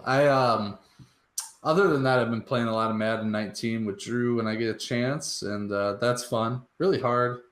I'll never play online against a rando again. Yeah. Here's the problem with these stupid EA sports games. You play online against a rando and you don't know every button move or finesse move in the game. You don't understand every player position and what's a good tactic against this offense or defense. There's some asshole out there in his mom's basement that's going to tell you, dude, you suck. Take the game back. I'm going to walk all over you. I just wish I could. I wish I had his address. I'd find him. So they can mic, or was it like a mic chat, or did he just send you a text message? Well, you have a headset on. If he wants to say something, he can. I have it on mute the whole time. Yeah. Oh, so can you like stop them from talking? Can you just like mute them? I think he can, but it's like part of me wants to know if he's going to say anything, and he did. And I held him to like a really low score, but it was pretty tough defense, so I didn't get a score. I almost did, but it's like, sorry, bud. Yeah, that ruins a game for you. But then, cleanse the palate, play with Drew, and it's still a good time. But it's one of those, hey, you want to kill time with a quick game real quick? Are you guys pretty even on the gridiron, like you and Drew? Most of the time. Every once in a while, I'll have a fluke game where I just suck it up. You actually have to devote some concentration to it, and really your reaction time counts for a lot. And being able to sense like the defense crowding you as the quarterback or a rush coming, and be able to throw it to the proper guy, and not only throw it, but there's like 3 different options of how you want to throw it. Like, do you want to line drive it like a laser and risk an interception by a linebacker over the back of the line? Or do you want a nice arch throw, double tap? Laser is you hold the receiver button and he just lasers it like a rocket. Or do you want to air it out like a lob ball that just hangs for days and you offer up a jump ball for your receiver? That's just a tap. Can you out of bounds it? Yeah, if you want to throw it away, you click down on the right trigger. Cool. So oftentimes I should do that, but instead I'm like, I gotta force it, I gotta thread the needle, and that's when I get an interception. And that's where it shows off that I'm not a very patient person, so shame on me. But I do. I have fun with it, and it's a nice little kill time kind of a game. Nothing I get too invested in. So, but don't play online multiplayer against randos. It ain't worth it. Yep. I don't blame you. That's how I felt with For Honor. Two just pulse pounding. Ultimately, people are horrible. I hate people. Yeah. Oh, geez, people. Yeah. Okay. For me, I'm still trucking through Dragon Ball Z, almost at the end of the Frieza saga. I'm loving it. It is super good. There's a lot of yelling. There's even a little bit of swearing. There's some pretty brutal violence too. You're not going to pull out the whole. Yeah. No. I know, Levi, you watched it a while ago, and I remember watching or seeing you like try to. You had it on one screen and you're playing WoW on the other screen. I was like, okay, he's kind of paying attention, not really. And you're like, oh, there's like 5 minutes of screaming. There's a lot of screaming for sure. But it's not as bad as I thought it was going to be, and it moves through it pretty quickly. And when the fighting starts, like some of the fighting is really brutal. And my boy Vegeta, he will kill Secure or kill Steel any chance he gets. Yep. So what they'll do is like the good guys will knock down people, and they'll be like, all right, they're dealt with, and they're down. And Vegeta, he'll like drop a knee on one dude's neck, and the guy, he kills that guy, looks at another guy, blasts him with lasers, and you're like, and they're like, Vegeta, you didn't have to do that. And he's like, you have no idea who these people are. I took my chance. And I'm like, yes. I'm like, this guy is so in. I love him so much. So hold on. Is he... So there's the guy that has like the... Like, I've never watched it, but I'm curious. Vegeta, is he the always black-haired guy with the... His suit is like what, blue and white with like the yellow ribbing? Yep. Mm-hmm. Okay, he's not the orange suit guy. That's Goku. Yeah, that's the other guy. And Goku is like, yeah, his kind of the antithesis, the guy who's always like, I'll beat you up, but I don't want to kill you if I don't have to kind of guy. I see why you like Vegeta. I love Vegeta, and there's also a moment too, because like Vegeta, upon initial meeting in Dragon Ball Z, is a bad guy, and he's kind of become an anti-hero / frenemy, I should say. But he becomes an ally of those. But they started to team up at a moment, and like he like Goku's like, hey Vegeta, like, you want to work with me? And Vegeta's like, yeah, sure, why not? And then they're like gonna fight these two guys, and the Vegeta's like, see ya, Kakarot, and he just takes off. He's like, I don't want to fight these two. He does so many things. He'll flick people off. He'll just like, he always says like, I'll see you in hell. And then he kills somebody. I'm like, oh my God, I love it so much. And this guy who does the voice, Chris Sabat, who does the voice for All Might, Levi, which you would know from My Hero Academia, who plays like the total opposite guy in that show, like the bringer of truth and justice. And then in this show, he's just I'm gonna do whatever I can to win. And one other thing I love about him is he's learning as a Saiyan, Joe. Basically, what happens is if you get beaten to within an inch of your life and you can survive that, you come back stronger. So when there's a bad or really tough enemy in front of him, he'll grab one of his allies, like one of these guys that he's friends with now, and he's like, you need to like try to kill me because I'm going to come back. He's like, try your best. And he had this moment where one of the good guys like lasered him through the chest, and he was like, perfect. He was like happy about that, because he's like, if I almost die and I survive it and I get healed by this other little alien guy who is there, he's just like, I'll come back even stronger, because all he wants to do is just be stronger and stronger and stronger and stronger, and he'll do whatever it takes to get to that point. And I just respect it in a show like that, because he's so committed. But yeah, I'm digging that. I love it. And yeah, I'm playing a bunch of Dragon Quest 11. It's been really good. I am going to do a review and progress on it hopefully next week here, but we just got it. That's the problem with not getting these codes early. But if you like Dragon Quest 8, it's a lot of that.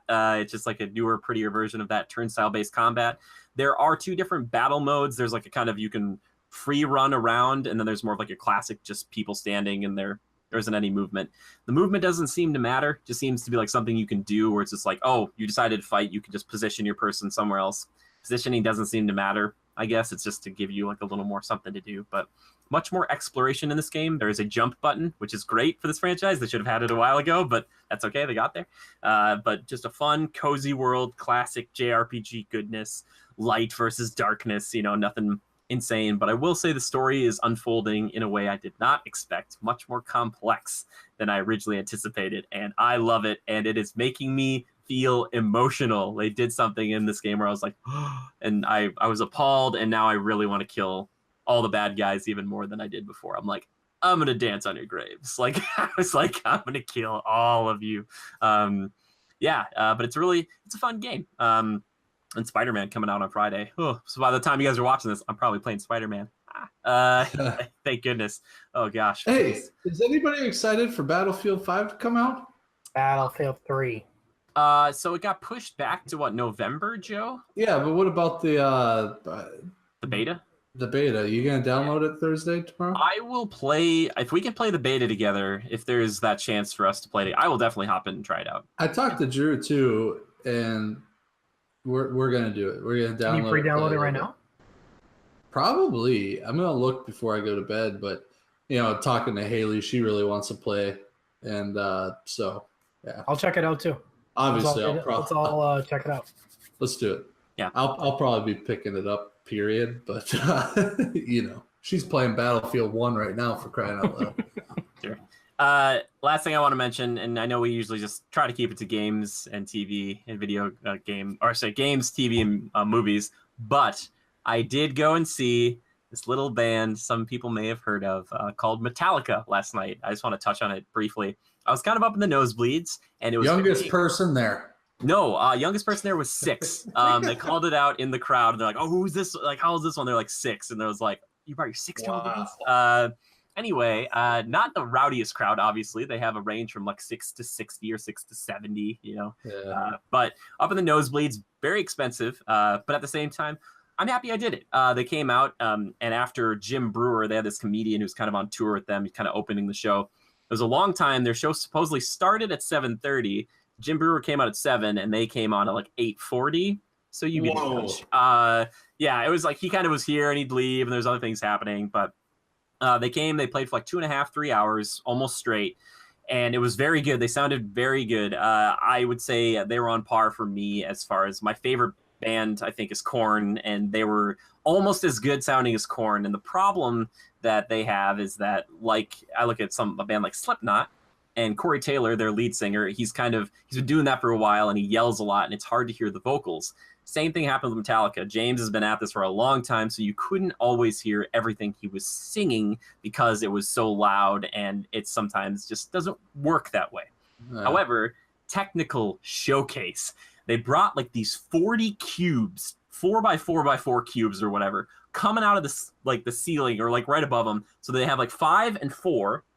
And they have that on all 4 sides of this kind of stadium arena style setting that they had. So there were 8 microphones that they could kind of move around to. Drum set was in the middle on like a Lazy Susan that they would kind of crank around every once in a while. So everybody got to see like the band right in front of them. That's cool. These cubes would go up and down with the music, and they would project these crazy images. And I think it was No Leaf Clover, which is a song that they're supposed to perform like with an orchestra. They have the kind of the orchestra tuned in the back, as it were. And they had these buildings, and it looked like they were falling down these buildings when they were playing it. So like when they were singing it, it looked like all the blocks kind of came together, and they showed this like panning shot of just buildings. And it was really intense. For Whom the Bell Tolls, they had all these like red skeletons and skulls all over these cubes. I need to see this. They even had for, I think it was Search and Destroy, which is like their first big song. They had stubs of ticket stubs of their first performance in Minneapolis that you could see on these big cubes. And at one moment, there's a few of these types of things, they brought up these 4 other big cubes that they could play on, and they were all drumming, which was really cool. They had some pyro, they had some fireworks go off around the center, around where the drummer was, so they just shoot that up. And then my favorite part, they're playing Moth into Flame on this new hardwired. So they brought up these 4 things. I was like, what are these? They brought these up from underneath.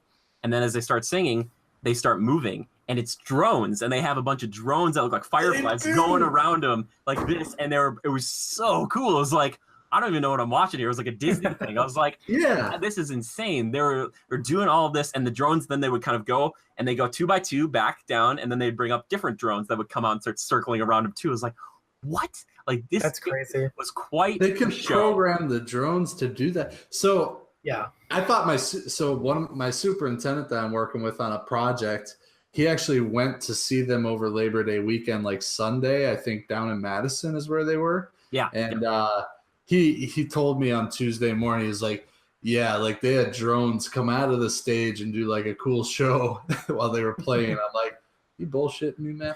No. If there's a band that has that big production budget, it's Metallica. Oh yeah, if anybody's got the money to do what they want. Yeah, and they do make a lot of money, and that's fine. They're a talented group. They've been around for a long time, and it was cool to see them. And they sounded very good. They sounded almost similar to. It's so hard to sound like in studio recording. Did he but talk to the crowd a lot? Huh? Did he talk to the crowd a lot? He did a few times, and it was really fun. They did like a little tribute to Prince that didn't really hit perfectly. The lead guitarist and their bassist, whose names are escaping right now. It's Lars and I forget who their bassist is newer. I'm probably butchering all of this. People are like, how dare you, Metallica? I think Lars is the drummer. Was Lars the drummer? Who's there? Wait, who's no? Lars Ulrich is their drummer. Yeah. I'm thinking of Kirk. Sorry, Kirk, the guy that was on their guitar. Sorry, Kirk. Kirk, you're great. He's there like there. He's basically like kind of the Slash of the group. Like he's just like watching him play these songs and those solos, which were like exactly the same as the solos that you hear, because a lot of times like live shows they do a different solo. He did them like perfectly, and it was crazy to watch him do it, because even from a distance, just going like he was just like cranking it out, and you're like, oh my gosh, this guy is going insane, like so talented. And it's cool to see them all come together. Like they kind of all group up around the drummer at one point, and they're all just kind of yeah, and it was just like these guys have been doing this for 27 years. They started in 1981. Like that is insane for a band to be kicking it like that to this degree and keeping releasing new albums. I'm like, but yeah, they played a lot of their new stuff, kind of played some of the old stuff here and there too. But they played a pretty long set because they were the only people there. So, and are they intend to just keep going and going, or this wasn't like their last tour? No, this was just called the World Wired Tour. I don't think it's necessarily the straight up last one, but it's to the point where if they did come around, I would recommend seeing them, because there's not the guarantee that they're coming back. That's all I would say.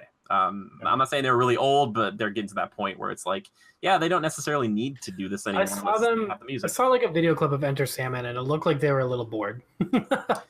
You can tell they've done it. You know, like some of the songs, it's like, you know, they've done this one a lot, which is fine. And you could tell some of the ones like Halo on Fire, a lot of people, especially up top, are just kind of sitting down for that. It's a longer song and not a lot of people care for it, but as much as some of their other songs, I should say. But, you know, there's some of them that you just, for Whom the Bell Tolls, they kind of did it differently. They didn't do the bell in the beginning. Their bassist was kind of playing, and then they just jumped right into it. And that was just cool to hear, because just like that was just so cool. It's just like, and then it was like with the lights, they had all the lighting going, so it'd be like like the lights would like turn off or like hit different lights, and it was just so choreographed. It was very, like I said, Disney-esque, where it was like everything was perfectly planned. Like they might have had a few snafus here or there, but it was hard to know exactly what those things were. So they changed up the set list at the last minute. We thought they might have some problems with the pyro. They didn't play Fuel, which is a great song. But they did end the night with Enter Sandman, which we kind of walked down and saw them kind of perform at a lower level, just to see them like right over there. It was like that was really cool.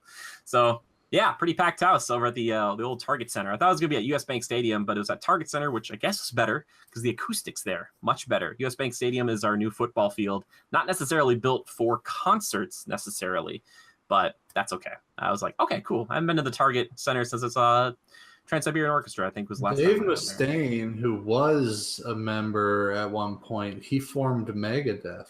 Yes, and that's an interesting thing. I talked to my buddy about that. Megadeth's coming next year, and I might go see them. And apparently they've kissed and made up over time, but that's because apparently he had some alcohol issues. So, and I get that. If you're trying to do a band, you don't want to be like, hey, dude, stop it. Like, stop. I'm trying to think. So this Robert Trujillo? Yeah.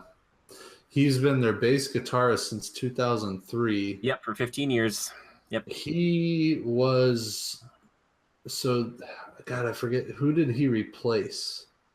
I don't know. It wasn't Ron McGovney. But we have, so it's James, Kirk, and Lars, and this other guy who's newer. And Robert. Yeah, Robert. Yeah. But yeah, it was great. James talked to the crowd a lot. You could tell that it's interesting because they all kind of bring something special to it. but I feel like James, like with his vocals, and Kirk with just his insane shredding, like those are like, it just feels like that is like the purest moment where you could say like this is Metallica, or like this is one of the main features is like this guy just going out by himself and just go like for 2 minutes, and you're like, ah, like yeah. So like when Kirk like goes off on that insanely long solo, which there's one every other song, like is it loud enough or intense enough when he does that and it just goes on? Like, are you just kind of like holding on to your armrest like, yeah, it's impressive, it's crazy. Yeah, it was, I thought it was, and it was solos that I knew, but it was still like, wow, this is just, to see this guy do that, it was just like, this is impressive. And you could tell that it's mostly muscle memory, but he's still kind of looking, he's like, he's still paying attention. I really want to see Slash in concert. I still say nobody can play guitar quite like him. I know there are others, but well, I don't know, Kirk. Man, I was gonna say Kirk seemed to be pretty far up there. It was incredible. I bet. And I'm gonna boo Guns N' Roses. I'm sorry. It's not even Guns N' Roses. I don't agree. really care about that. But Slash, like, I like what Slash has gone on to do. Slash and the Conspirators or whatever. I like what they're doing now. Oh yeah, that's right. He's not in Guns N' Roses anymore, right? No, I think they did some stuff, but he still has his own thing with Slash and the Conspirators, whatever. I just remember I bought my dad tickets to see them like 4 years ago for Christmas, and he went and he sat there through the opening band and then an additional 2.5 hours. No band show because Axl Rose was taking his sweet ass time because his rider wasn't perfect for Minneapolis, and my dad was like, F it, I gotta work in the morning. And his rider, like they have a list of demands that like they require for their dressing room. And did he ever show up? Yeah, but my dad was gone. He didn't want to wait 3 hours for that. Yeah, are you kidding me? Screw that. Yeah. We waited a little while, but still, it was fine. One thing I didn't realize about this, and the comedian was kind of making fun of this beforehand, but every time they'd finish a song, Lars, and I think this is kind of get into it too, but the drummer would stand up and he kind of walk out towards the crowd. He kind of put his arm behind his back and he kind of like wave at people. He's kind of like, yeah, I'm out here too. I'm doing stuff. And his drums sounded great. He was just, every time he was hitting those basses, it was just like. They had an opener, you said, or? No, it was just this Jim Brewer guy. Apparently, he was on SNL back in the day. He's this comedian, but it was a lot of just like, well, I liked Metallica back in 19 blah blah blah, and you should. So they had a comedian opener. That's weird.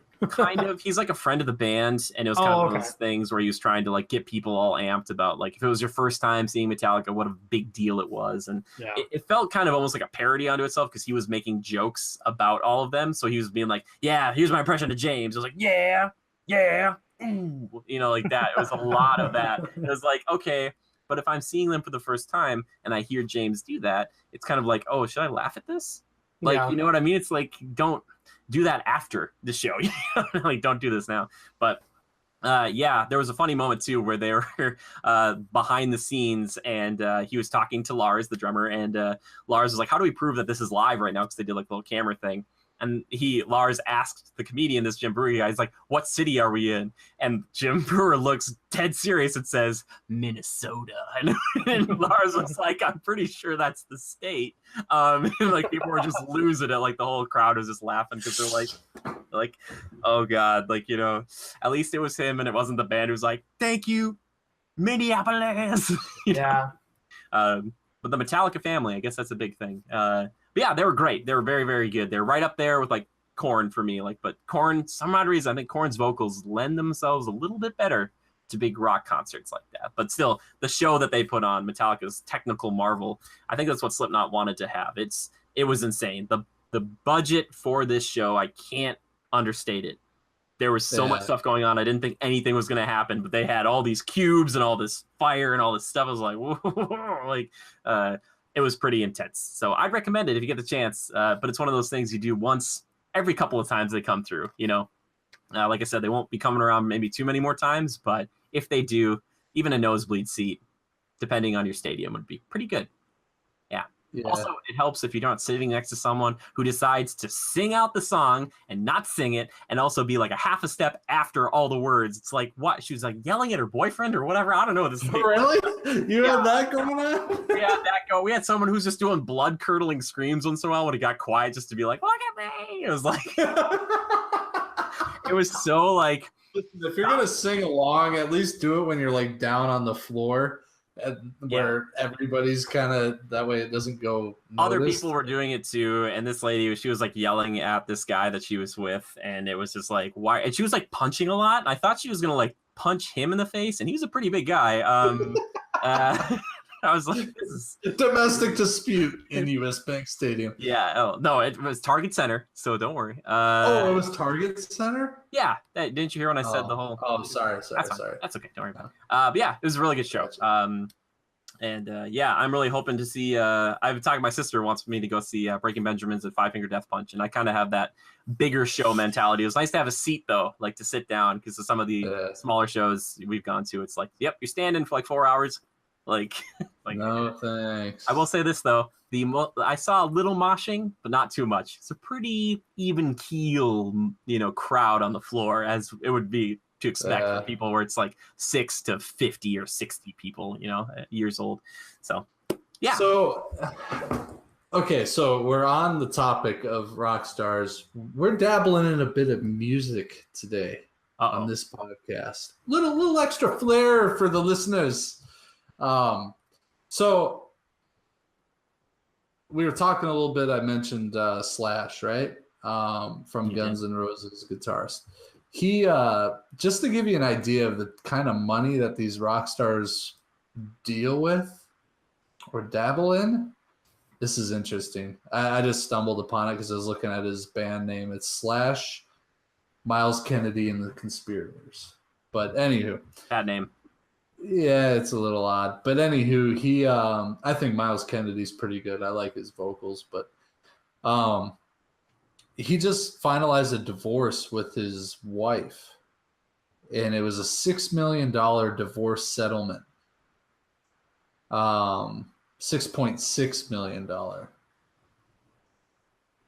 Let's see. The rocker agreed to pay a $6.6 million equalization payment to whatever to settle their divorce. According to the, he will also pay $100,000 per month in spousal support, and then he'll also pay $39,000 a month for child support. Their children will also collect 1.8% of his income until 2036. So this person's getting what, $1.2 million per year for support? Yeah. That's before the other stuff?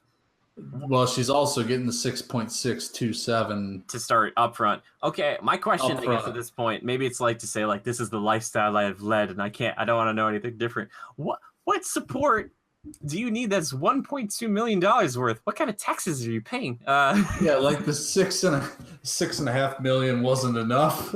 Did you buy Miami Beach and you're like, this is a lot of beachfront property? It's like, I mean, there's no doubt that like she's entitled to something, and she probably supported him through a lot. And from what I heard during some of his toughest times, she kind of stood by him. Yeah. And I think they like resolved things for a while, and then apparently it must have fell out. But I don't know how old this is actually. 11 hours ago. Very fresh. It's very fresh. But no, I just thought it was insane. So then in turn, and I'm sure he doesn't make quite the money that he made as part of Guns N' Roses, which I'm sure he blew a lot of that at some point. But so in turn, Slash, who is now 53, will keep his guitar collection worth $1.92 million. A guitar collection. Holy man.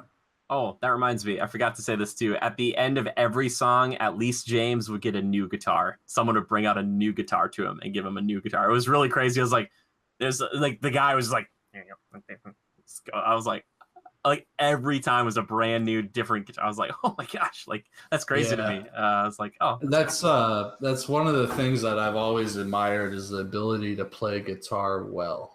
Like I even bought a guitar at one point thinking I'm going to teach myself to do this. I want to do this. I bought the game.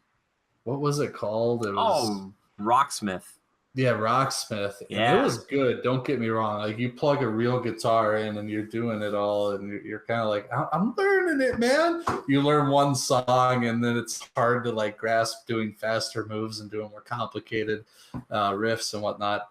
And I couldn't do it anymore. I had a crappy guitar too, which doesn't help. But it's something I've always admired. I mean, that is one of the purest art forms.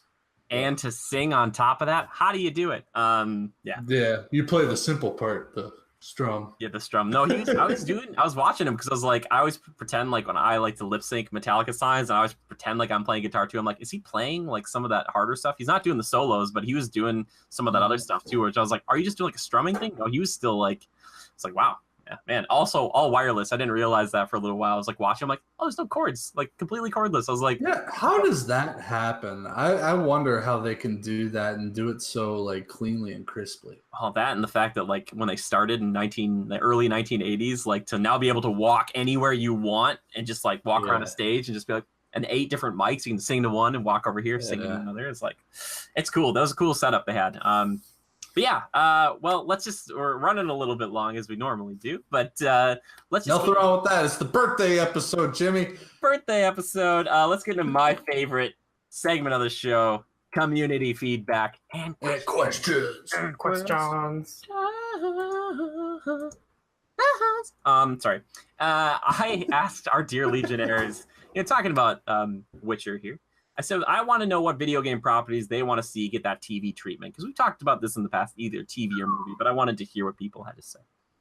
Our good friend, Yoren Evers, we'll be talking about him in a little bit. He said, Resident Evil, probably. 4 seasons, 10 episodes each with a contained narrative. Yes, please. Another one, Dragon Age. Ooh, if they did Dragon Age, there's your Game of Thrones. Just the same thing, almost. Jay Hunter Pearson, he says, God of War, 100%. That would be incredible too. If you could find someone to be Kratos. Whoa. Ooh, that'd be good. I think the problem is like that game is already a movie. You know what I mean? Like you're just like, it's hard. Is there enough character base outside of Kratos? Yeah, well, Son Atreus, Mimir, the Severed Head. They've got some other gods and stuff, especially nowadays with like the Norse stuff. They could really get into it. I think it'd be cool. Or maybe do an off shot. It wasn't just Kratos all the time. Missile Mage says, I'd be tempted to go with something that doesn't have a heavily loved and critically acclaimed game to weigh it down. Something like We Happy Few would have several interesting paths you could take with it. I think Nier would also be incredibly good if adapted correctly. Ooh, those are good picks too. And our buddy Ryan Lehman, 3 on Twitter, he says, I would want to see an Evil Within TV series that would go over the creation of Mobius. I just like to see more backstory of that corporation, and it could be interesting. So kind of like Resident Evil in that vein, which is great. Let's get into the questions. And one I forgot to ask last week, and I feel bad about this. This one comes in from Dat Jackman over on our Discord. He says, if you could get cybernetic enhancements, would you? If so, which enhancements would you get? Levi? Cybernetic enhancements in the vein of cyberpunk. Yeah, I would just instead of getting LASIK, just get my eyes redone and just get for cybergenetic eyes. Then I never have to worry about them getting damaged or going bad like regular.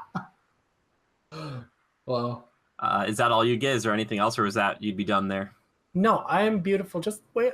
I'm just You're beautiful, no matter what they say. I wasn't laughing to make funny. That's Is that the second time I've sung that song today? They brought that up in stream while I was streaming Dragon Quest today, and I think I even sang it then. Yeah, you are beautiful, just the way you are. You both are. You're both beautiful. So nothing else for you, Levi. Okay, that's fine. Joe, how about you, man? Jimmy, I've been pondering this for a while, and I'm still trying to think of.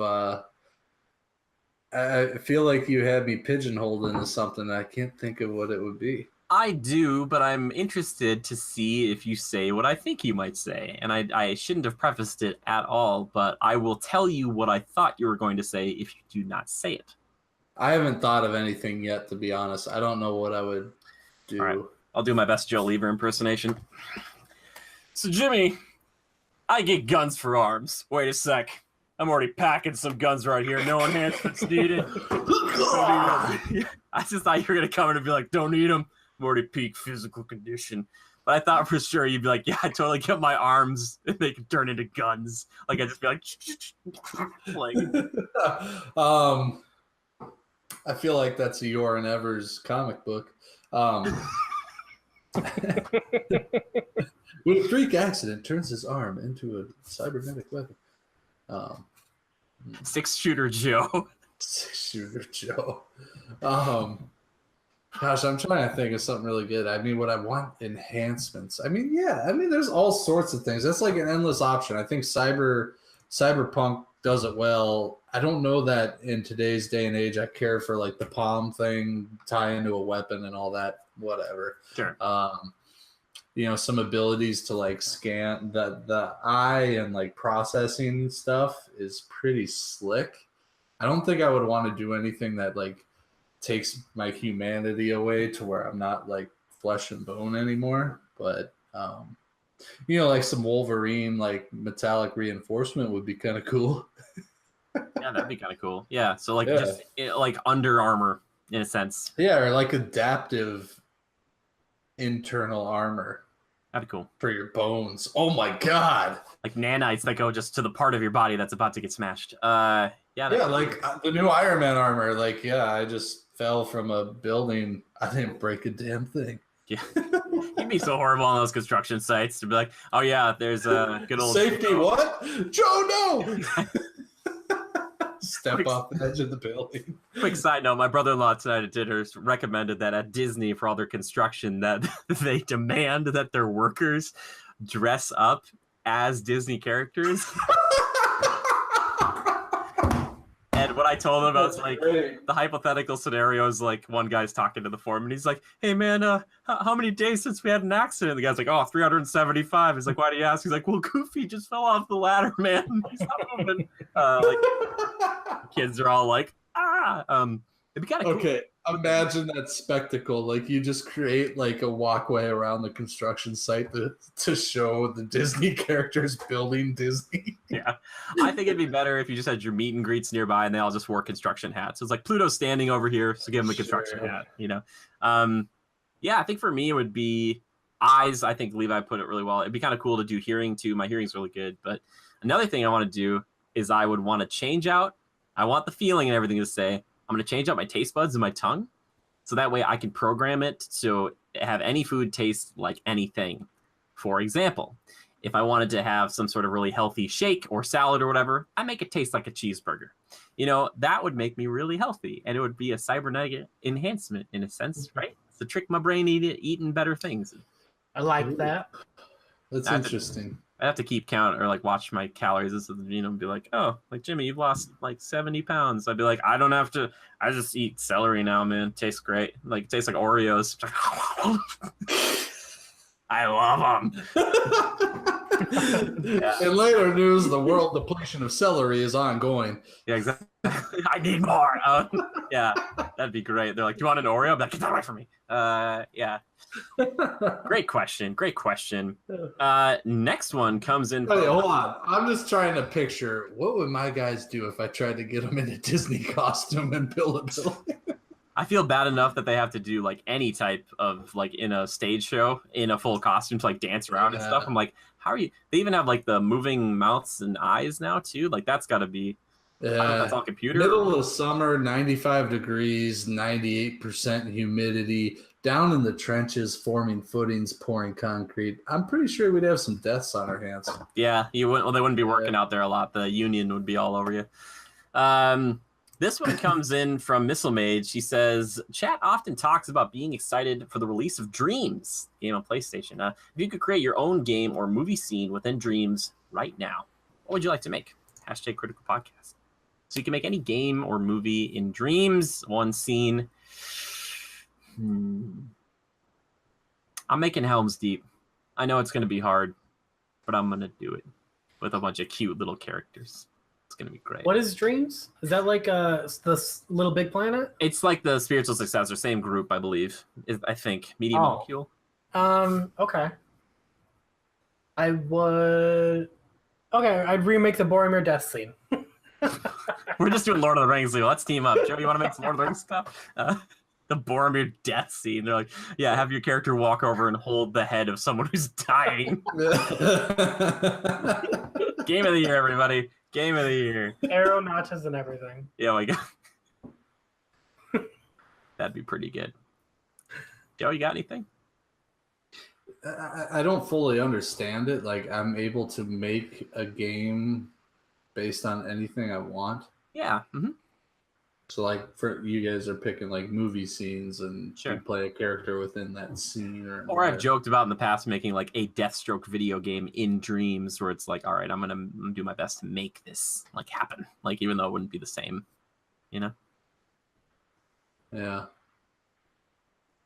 I know it's tough. I know it's very difficult. it is. Yeah, that's too much freedom. I'd also make Pokemon Snap too. I like yours a lot with the Helm's Deep. It'd be so tough. It'd be so much fun though. Yeah. I love that. I love just Helm Deep setup and the Hornburg and the Causeway and the Deeping Wall. I love that. The Deeping Wall. How cool is that? Thanks, Lord of the Rings video game that taught me that. Some of the best tie-ins to movies ever in those games. Woo. Love them. Joe, Nothing guys. That's okay. Let's just do our last question then. Don't worry about it. This one comes in from Honeybee Proud. We love you. Says, if you were to create a TV show that was a multiverse combining two of your favorite shows / films / games, what two would that be, and what would it be like? What would be their impact on their plot, character relationships be like? She said, for example, a show where the Marvel Avengers existed inside the universe of Pacific Rim. Now, gentlemen, I hate to do this. I'm going to go first. So you're going to take two of my favorite franchises. You're going to take the Transformers, and you're going to take Fast and Furious, and they're going to smash them together. And Dominic Toretto is going to be talking to Optimus, and Optimus is going to be like, I don't have friends. I have family. You know, that, and then he's just down to be like, roll that, you know? And he'll be like, oh my God. And it'll be this horrible mashup, and he's like, I don't need to fix you. And Optimus is like, the only thing you need to fix is in your heart. You know, like, I would love it so freaking much, and both of those franchises belong together. Levi, do you have a good mashup for me? Anything? Star Wars and Pirates of the Caribbean. And the Jedi are all flipping around the ship, just doing crazy shit. Because I've always wanted to see Jedi on like a Clearly ship comedy. on the ocean. I feel like the Jedi do, it's like the prequel Jedi movement where they're doing backflips and stuff. They do this really cool stuff, and they shoot to Jack Sparrow's like, yeah, it's not that impressive. You know, he's just kind of like, whatever kind of thing. I think that'd be kind of interesting, Levi. That'd be kind of fun. I could see it. Yeah. It'd be weird to see Jedi on a ship, honestly. Do you think they would try to find out if Jack was force sensitive because they'd see him do something insane and they're like, is he a Jedi? Or like, Yeah. does he have force powers? Like, that. Like, there's His like, midichlorian count is off the charts. yeah, someone's sitting there with a meter and they're And like, Jack Sparrow's like off the seat charts, and then it just cuts. they start just, yeah. Cuts. Joe, how about you? You got a wacky universe mashup? Ooh, but it's got to be wacky? Well, it doesn't have to be wacky. It could just be anything. I honestly, and I know I was kind of joking about it, I do think the Transformers and Fast and Furious would work really well together because you'd have humans that were indestructible, meaning robots that are basically indestructible, and just have. Yeah, and isn't Tyrese Gibson already in both anyway? That's, like, dude, he's the crossover. Yes, Joe, you did it. Yeah. Tyrese has already been with the Transformers, bro. He knows them. They're friends. That's when he makes the big push where he's like, Dwayne has to be out because I am the through line between these things. They're like, sorry, buddy, you're gone, Tyrese. They'd be like, so, going through the question, I'm like, oh, Pacific Rim, you say? Mine is maybe a more sensible mashup, and I'm like, Godzilla, yeah, Pacific Rim. Yeah, this is when the humans finally matter. I completely agree. I think that's way cooler. I would love to see that team up. They're like, we're gonna work with one of the kaiju, because Godzilla would want to fight these things off. They're coming from like another realm or whatever, and he'd be like, no, this is my Earth. I protect this Earth. Oh yeah. So it's a Godzilla human team up. Oh my gosh, we just did it. That's what they're building to after Godzilla vs. King Kong. They're gonna be like, yeah, it's all the same universe. Yeah, where have you guys been? Come on. Catch up. I would love that. I think Pacific Jimmy Rim and Joe told everybody about it a while ago on the podcast. You should have watched. It has untapped potential, that Pacific Rim. It's getting there, but I would love that. I would really like that. Yeah. Yeah, that'd be really cool. I would like to see that a lot. I think of, one that pops up here. I have like Kingdom Hearts, and I think of like Final Fantasy and Disney and how weird that is, but it's very Reese's peanut butter cup chocolate and peanut butter. But yeah, then again, I do like Star Wars of the Caribbean. Pirate Wars. Ooh, Pirate Wars is a pretty sick name. Like Pirates. Just get rid of the Star Wars altogether. It's a Star Wars movie called Space Pirates. Star Wars Space Pirates. Oh. Star Pirates. That would definitely make many people in the Star Wars fandom angry. And you know what? I say go for it. Make all the weird ones you want. Yeah, I think that's going to do it for this week's show. Thank you to everybody who's tuning in. If you ever have a question or a topic for us, please tweet us at any time. Just tweet the hashtag Critical Podcast to any of us. You can tweet our official account, which is at Go Critical, and that's a capital G and a capital C. Or you can tweet at me personally. I'm at JimmyGood013. If you'd like to tweet at Joe, you can tweet at Lever_627. Lever just like Beaver, only with an L. And if you'd like to tweet at Levi, you can tweet at I'm at Levi Fletcher. Excellent. Perfect. And as we talked about earlier, we are streaming over on twitch.tv/critical reviews. I'll be over there. I've been streaming some Dragon Quest. We're going to be streaming Spider-Man, doing those and playing those a bunch because our reviews are going to take a little bit longer, but hopefully you can get like a review that's live, which will be a little bit different. So come hang out with us. It's going to be fun. And as Leah was saying, you're like, oh yeah, playing some Halo, maybe doing some Dark Souls eventually. Lots of good stuff that I like to watch. And plus that Dark Souls stream is going to be intense. I think Joe, hopefully you can watch some of that. I think you'd like it. Intense is a word. There might be a broken controller or two. Yeah, we're going to have to get the budget ready to get. We'll be like, okay, we got a budget and 2 controllers because Levi's chucking them out the window. Just so much fury. Let's see. I want to. Oh yeah, if you want to support us, one great way you can do is check out our Spreadshirt. Go get a really cool T-shirt for yourself or for somebody else, or a mug or other Critical Reviews paraphernalia, as it were, or just share us with a friend. That helps as well. I want to thank a few people. I want to thank This Is Data Love for our theme music, and the one, the only, the glorious Joran Evers, our guy who does pretty much all the art you see here on the channel. Joran is working on a little project, and this is the synopsis. When David opens a mysterious box that transforms his arm into an alien weapon, he at first uses it for good to right the wrongs of his high school. But as more of his body is transformed, he finds that playing God comes with its own set of new self-destructive perils. It's like Venom meets Chronicle meets Blue Beetle meets like Joe's cybernetic enhancements meet a comic.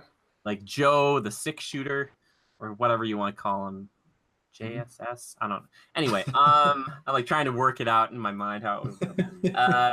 But if you want to support Joran and you want to support us at the same time, consider checking us out on patreon.com/critical reviews, where you can get your face, yes, yours, the one listening to this or watching this right now, put into our very own card game, which is in its early fledgling stages, so it's going to take a while. We're basically taking all the old avatars that people have had, turning them into cards, playing cards, and our boys here will also playing cards. I have a playing card. They'll be playing cards for everybody. The Joker's already taken. Spoiler alert. Exactly. Joe is just like the atomic bomb. You just kind of throw in the middle. I win. Or also just lose. It's a coin flip. It just says, flip a coin. Heads you win, tails you lose. If you want to check that out, check us out on patreon.com/critical reviews. If you can donate $1, that's great. If you can donate $2, that's great. Or you can just share us with a friend. Tweet us out.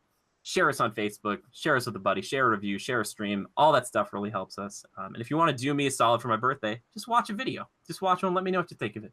Give it a like if you want, but I appreciate it. Check out that Diablo 4 wish list. I'm still really proud of that thing. Love it. Diablo 4, please. Yes, boys, thank you both so much for being on this week. One of my favorite shows ever. Great to do this on my birthday, but even better because you guys took the extra step and did that little thing that literally shook my heart. I was like,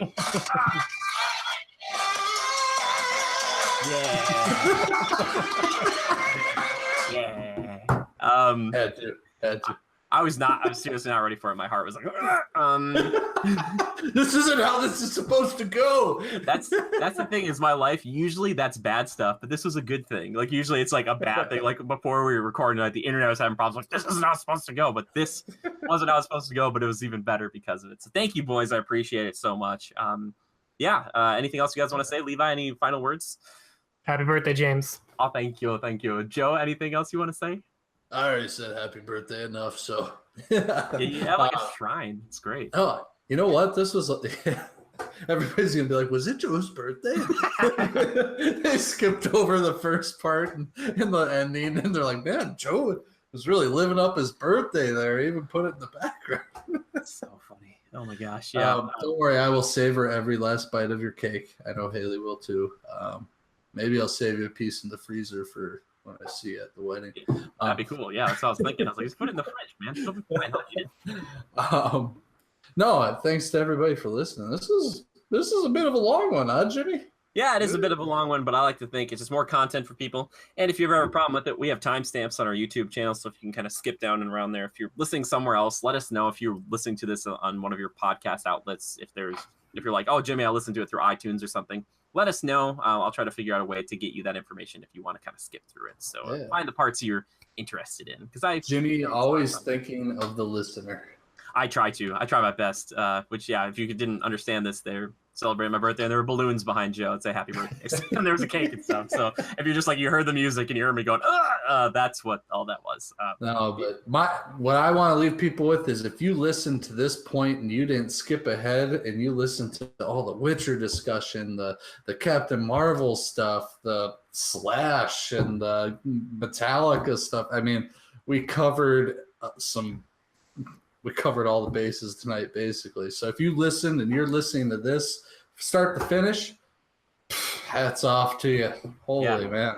Good on you. Tweet us and let us know that you finished the show. Yeah, I actually want to know. I want to know if you listened to the whole thing and caught this little ending, you're a true listener there. Ooh. Yeah. And we truly love you. Seriously, thank you so much. The reason this exists is because of people like you listening to this right now, and we never take that for granted. We're very grateful for it.